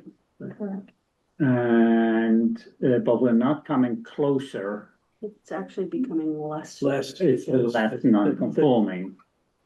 So typically, we said, that's fine. We're approving And it's it. by the train track. It's by the train track. And it's by the Yeah. train track. There's no detriment. No, to Yeah. I'm fine with it. Yeah, it's Correct. behind the house, you can't see it. Yeah. Nobody sees it, Fine. so we can go with that, as well. But the front one, I don't know. The front one is,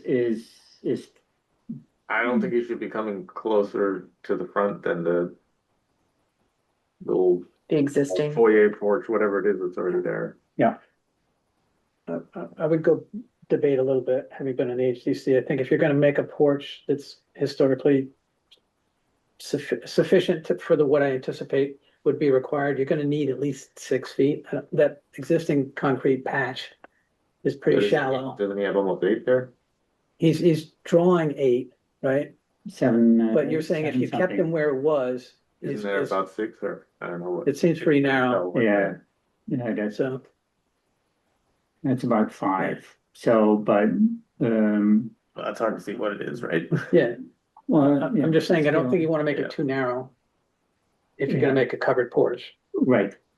But I also think here is where we're talking about the roof line of the shed, Yeah. but I think here is also the, just a visual from the HDC where they want, what size porch they wanna see scale wise with, that fits the house. Well, and I would say from a public benefit, it's a very plain house, and if they are putting a porch on it, there should be a nice looking porch, and therefore we should give it a little bit of room potentially to make the house in character with the neighbor and a betterment for the town, in essence. But What's the So you're stand? saying it would actually be more detrimental to have the narrower Have a porch? dinky porch. yeah, the dinky little Then give it porch, an extra yeah, couple feet. yeah. Well, I'm just saying, there's different ways of looking at this, because, you know, if you're saying this is, you know, we're adding house, we're increasing housing, great, got it. We're allowing some things in the back, and I'm just wondering how you want to treat the front. It's a very plain right now, it's covered with bushes. Seems to be the intent of the applicant to make more of it, which I think would be a benefit to the neighborhood, but I don't know how you strike a line to say you can have this much space or not. Well, we're striking a line by saying, don't increase the non-conformity by getting closer, right? Mhm. And if we think that you can have a decent porch with 6 feet, it'd be good to know how. Yeah, we've met those standards of the variance for the shed, and the back is decreasing the nonconformity, but the front is increasing the nonconformity. Yeah. And do we have, what does that look like with a proposed plan that doesn't increase the nonconformity? And like, we don't have to go by HTC. No, Like, no, we're no. going by ours, and I don't think we have to go by, well, it would look nicer for the reason. So how much is it increasing by? Maybe a foot or two, I think. If we zoom in, it might be more evident. Yeah, it's just hard to. Yeah, let me see if I can. You want to go to the existing plan? It shows a lot clearer there. Oh, does it? Yeah. Yeah, no scale though. Right, dimension. Don't see any dimension, just see spots. Oh. What is that, 15? I think the original application that has the existing and the proposed in a table. I can try to bring it up, but I don't know if you guys have it handy. Well, it's gonna be about 15. What is that, 15.86? That's the house, right? That's the other corner of the house. Yeah, it doesn't It doesn't have it. Doesn't have any No, dimensions. The new one says But eight, it's- eight. I'll see it as about 5 or so. Yeah. But, you know, Proportionally to that. 15, proportionally, yeah. And if you look at GIS, aerial view, the fronts of all the houses are very consistent, and the fronts of all the porches are also very consistent along Main Street. So we were aiming to keep consistent with the neighborhood and not for a particular dimension. But I get that aesthetics, we're not. I thought you was getting a pizza over there. So I typically don't do this, or I often do this, although we close the public comment section. But I still would like to leave some room here for Mr. Nero, if you have anything to contribute here. On this, thank you. On this specific topic, the proposed porch matches mine, so it's very consistent with the neighborhood. I just took a tape measure and measured from my porch to the sidewalk, which is 9 feet. Now, I'm not sure that that's the exact property line, but I'm just offering that. Yeah. Yeah. Okay, thank you so much. Thank you. That actually is good to know. Because that's what the HDC, I think, is gonna jump on as well. I think they're gonna say, like, make this consistent.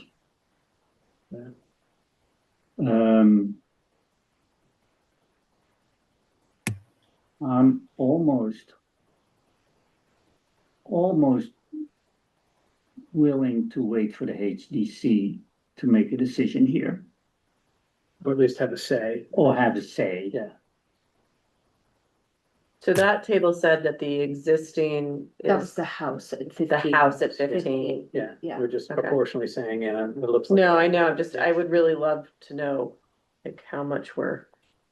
I thought that had the setback for whatever was just on the screen had the exist new and old, didn't it? Yeah. I don't see. It says the front back's 15, proposed is 12, but is that to the house or the porch?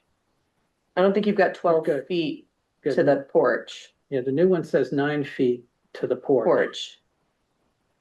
Okay. 9 And feet at 15 to one the end. house. I believe it's a 6-foot porch, but Okay. So you're proposing the 6-foot porch? Yeah, I mean, I don't have the plan in front of me, so I want to. Okay, yeah, no, we're just having a hard time. The porch is Seven. 7.78. Sorry, 7 points. So it's just under 8 for the porch. Okay. Yeah. So like from there to the wall. Yeah, so I'm gonna propose that we're gonna continue this hearing. That we go out there and look at the site, but by ourselves, not you just Thank God.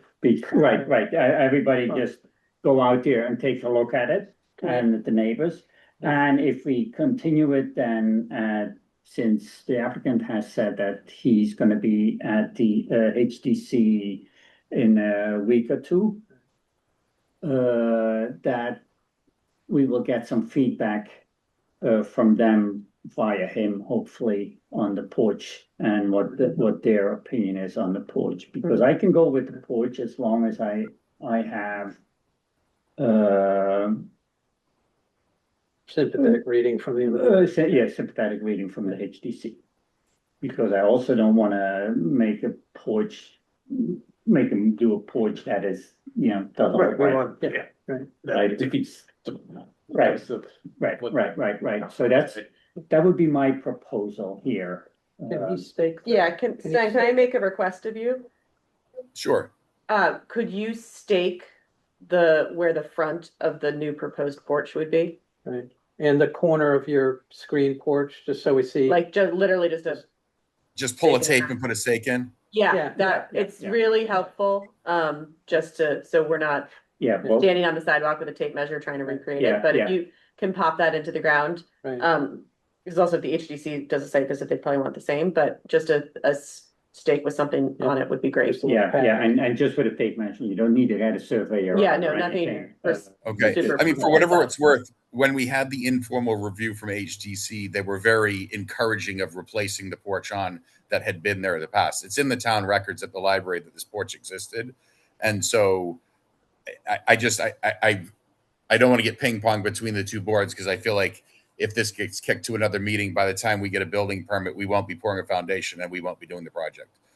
Like it's going to go into the winter and the whole thing's going to fall apart. So I just, from a practical point of view, maybe would ask the board, if you don't want the bigger porch, approve the smaller one and let them object, or approve the bigger one and let them object. But I can tell you that they've, in concept, loved the idea of returning the porch back on the house.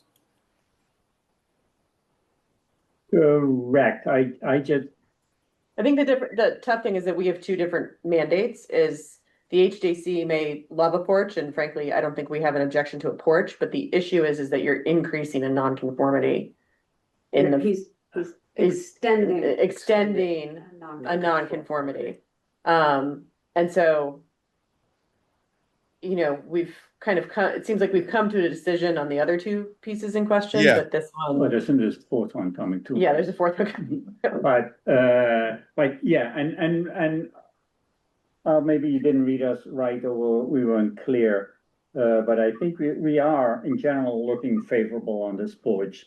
We just want to make sure again that we're on a safe legal ground as we can be, and some help from the HDC would be very much appreciated, because we typically do not give this special permit for extending a nonconformity. Okay. So we're looking for a reason. Yeah, we're looking for help. Yes. And we need him to say in a public meeting, not in an informal. No, we're not doing this to be obstructionist and be like, let's trying to make punt to the next meeting and then say no. We're looking for good grounds. Yeah. When is the next meeting? September 13th. So it's once a month. Yes. September 13th. And then September if they got approved at that point, September 10th. September 10th. If there's, I appreciate all your efforts. If there's no way to do a partial approval tonight, just to let us get going on the, like foundation pouring, or, I mean, obviously we can't because we don't have a building permit, but like, I worry that even a month delay now is going to kill the project. I don't know. Obviously that's not your concern. I'm just trying to be practical. Yeah, no, I hear you, and we would like to help you here, but yeah, we don't. Can you do a partial approval and then hold that one piece? No, we can't. No, we can't, Okay. and because this will be setting a precedent for us. Okay. And if we set a precedent, I want to make sure that we have very specific reason to set that precedent, and that, you know, and if we come up to the same issue at a later date, that we not be beholden to that precedent per se. But if you approved it tonight and didn't allow me to go towards the front property, you know, and didn't give me the front, but gave me everything else, I could then move forward with everything else. And if I go to HTC on the 19th and they say, geez, we'd love it to be wider, I can come back to you with a second application. Like the front porch construction could happen after or in the spring for that matter. You know, just in phasing the construction. Porch. It's a front porch and a screen porch, yeah. Because they're tied. Because they're wrapping around. Yeah. Yeah.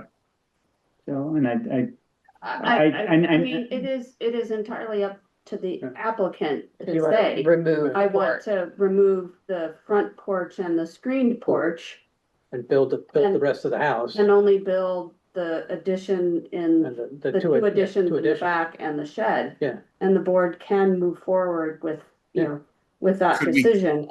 Could we But- come in later for, sorry, go ahead.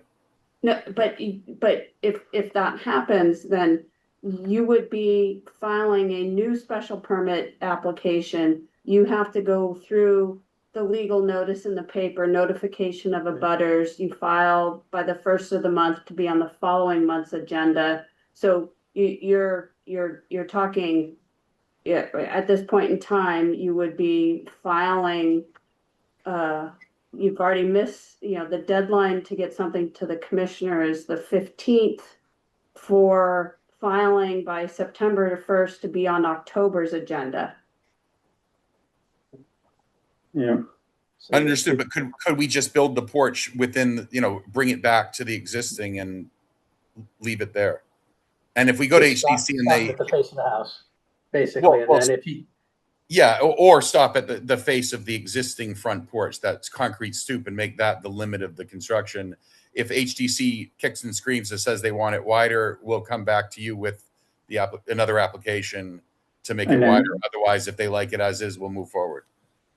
But the front yard is the closest point of structure, which is gonna be the house. Not the porch. A concrete front Oh, porch. so we can't replace that concrete chunk with wood?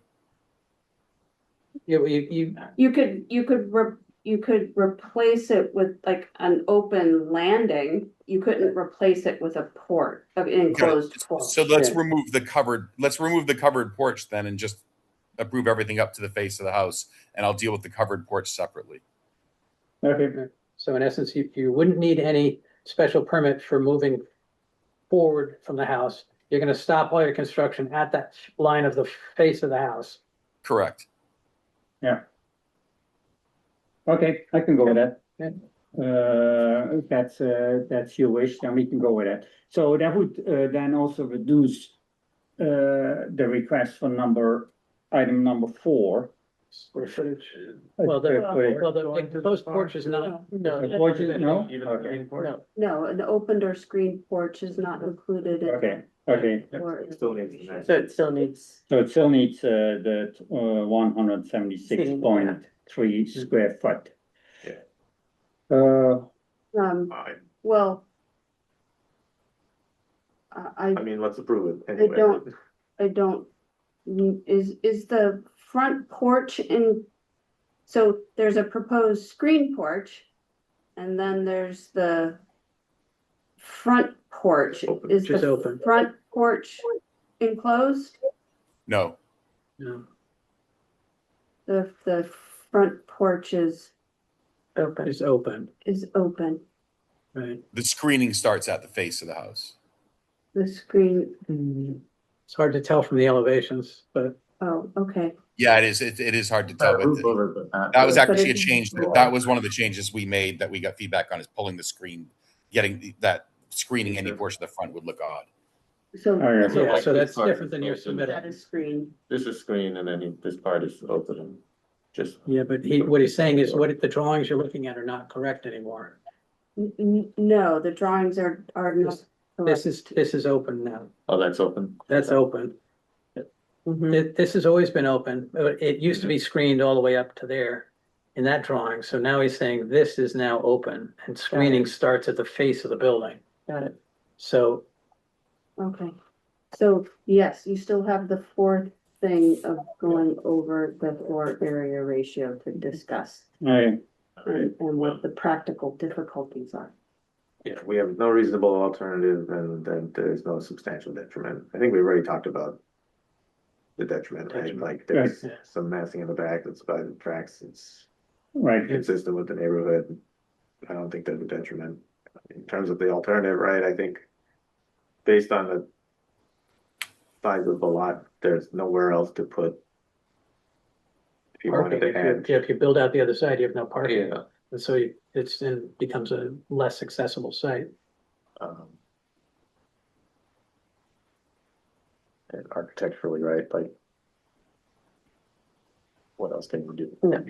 This way or that way, right? It's. It doesn't make any sense. No, and the house, I mean, has been unoccupied and derelict for. And it's like, you can't add the deck. bathroom and the study and have a modernized kitchen without, I think, doing something. Yeah, to the put presence that of the there. commuter rail, I mean, creates just a simple barrier, so there's.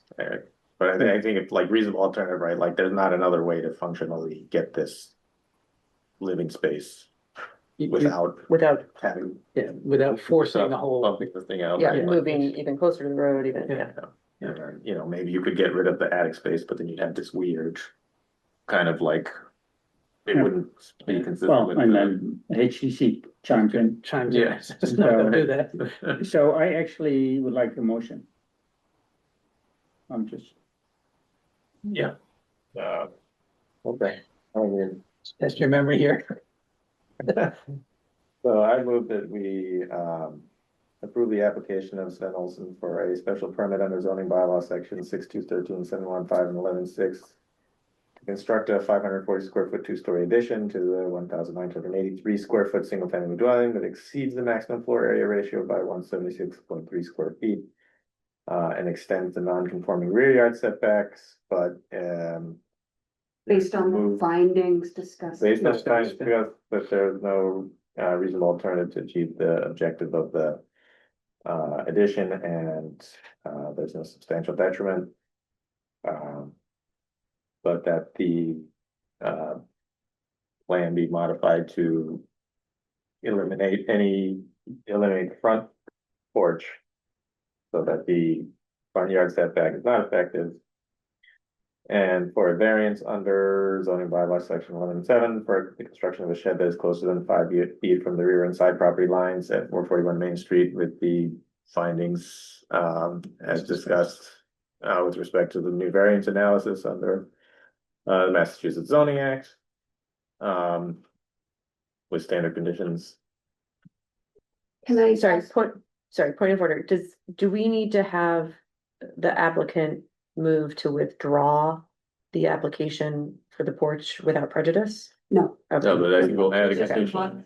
Modification, okay. That's modify the updated site plan showing Yeah, that as a modification. My clarification would be, and question for Sven is, so removing that front porch, but do you, is your intent to have at least build the screen porch on the side of the house up to, the existing corner of the existing house? You're muted, Sven, hear me? Sorry about that. Yeah, yes, that was my intention. Okay. Okay, so we do have an extension of the nonconformity in the front yard setback. Right, with a screened in porch. Screened-in porch. So it does not extend the non-conforming front yard. Yes. It continues it, yeah. It's not encroach any further into the front It yard. does not encroach any further. And we would find there's no substantial detriment from that. Okay, I think. Got My it. second? All those in favor? Aye. Thank you, Mr. Olson. Good luck. Thank you, guys. I appreciate staying so late. Thank you so much. Mhm. Have a good night. Thank you. Thank you. Elizabeth? Elizabeth, administrative business, deliberate a draft decision. Micah Grassley, the applicant on behalf of Irina Malvanova, owner for variance on the zoning bylaw sections 624 and 11.7 to the dwelling location requirement for a frontage exception lot to allow an additional dwelling unit to be located in the frontage exception area at 262 Virginia Road. We will continue this item to our September 10th meeting. And not discuss this any further here. So September 10th, we'll do that. Next item on the administrative business is draft meeting minutes. I have not had a chance to read them. If anybody else read them and commented on them. I just had a couple cleanup. Yeah, I have one changes clean that I up. sent to Kim, but otherwise they look fine. Did I skip over the, Skipped the map? Oh, I have an old The old meeting one, then. yes. So I have the old one, sorry. I know that they're waiting, but anyway, meeting minutes, since I just read them, have we, you had cleanup, you had someone, you looked at them. I did not. Hopefully, I didn't know, but, To tomorrow. can we approve them? Yeah, I think so, right? You have 3 members, yeah. Yeah, okay, motion, I move that we approve the meeting minutes for July 9th and July 21st with the minor edits. Let's do it nice. okay, second, all in favor? I vote as well. So now, sorry, So the board received, this is for 275 Forest Ridge Road comprehensive permit, the residences at Thoreau. They are required to execute a regulatory agreement, which the town is a party to. The board received the regulatory agreement. There are, from the copy you received, there was 2 minor changes made. This document has been reviewed by everyone. It first goes through the applicant's council, then it goes through the state agency, then it gets reviewed by our regional housing services office, then it gets reviewed by town council. Then everybody reviews it again when all the changes, final edits are made. And then even after that, we have one more edit that the board hasn't seen. And all that is in this one, whereas section added language regarding the insubstantial change letter that the applicant received approval from the board for some changes back, I believe it was in April. I did not issue that letter until a couple of days ago because we were working on making sure we had the correct plan references. Plan sheet numbers changed from the time the board reviewed it to the time final construction drawings were done. And we all just had a little problem understanding what sheets changed where. We finally got that. So the insubstantial change letter, which will also be recorded with the regulatory agreement, that change was made. And to facilitate the signing of the document, should the board move forward, would be to and I think it's in the last statement, accept the regulatory agreement. And authorize the chair to sign on behalf of the board. So we don't have to have three board So you members. don't have to have Sign and three notarize. and notarize, cause, tells you how often I use my notary. It expired in February. You can't sign it as a board member. Okay, I'm telling you. So Theo, being the retired member, will have to come in tomorrow morning, and Karen, the admin for natural resources, is a notary as well. Good, great. And we're saying that the sections 3, 4, and 5 reflect the comp permit, even though the agreement trumps any conflicts with the comp permit, but we think the town council has said, yes, this reflects what the comp permit says, right? Correct. Okay. Yeah. All right, so what are we moving? We're moving to authorize Theo to sign this agreement on behalf of the board? So, I mean, being informed. you could really be over cautious, and you can, yeah, the board can, hereby acknowledge that after due consideration of the developer's request pursuant to the requirements. But I think it's sufficient to say that, you know, the board, accepts the regulatory agreement and authorize the chair to sign on behalf of the board. So moved. Second. All those in favor? Aye. Aye. Thank you. We had Jim Ward and JP sitting here all evening, so sorry. Sorry. Thanks, You don't want to, you don't want to hear from me. That Well, I hope we gave you some entertainment tonight. no, it was great fun watching, getting to hear about the changes to 48 Section 6 and everything, because it's all brand new. So it's all good. I was struggling. Thank you so much. So It's always we are done, except I have one more announcement to make. Don't forget to go and look at the intersection of Walden Street and Route 2 tomorrow between 9 and 1 for 5 hours apparently. 9 and 2. It's the legal notice said 9 and 2. The first one didn't. I know. It was so clear. It's between 9 and 1 for 5 hours, and it's like, wait a minute. What? Excuse me? No, it got corrected before it got published. Yeah, but the one anyway, so the balloon test is up tomorrow. And so go and look at the balloon tomorrow and we can, because that's on the agenda. On the street, please. No kidding. I was right behind that whole thing. But so that's on the agenda for next week, so next month. So And I won't be here next month because of high school back to school night. high school back to school, but we have quorum next month. Mhm. Excellent. Thank you all for being here, meeting adjourned.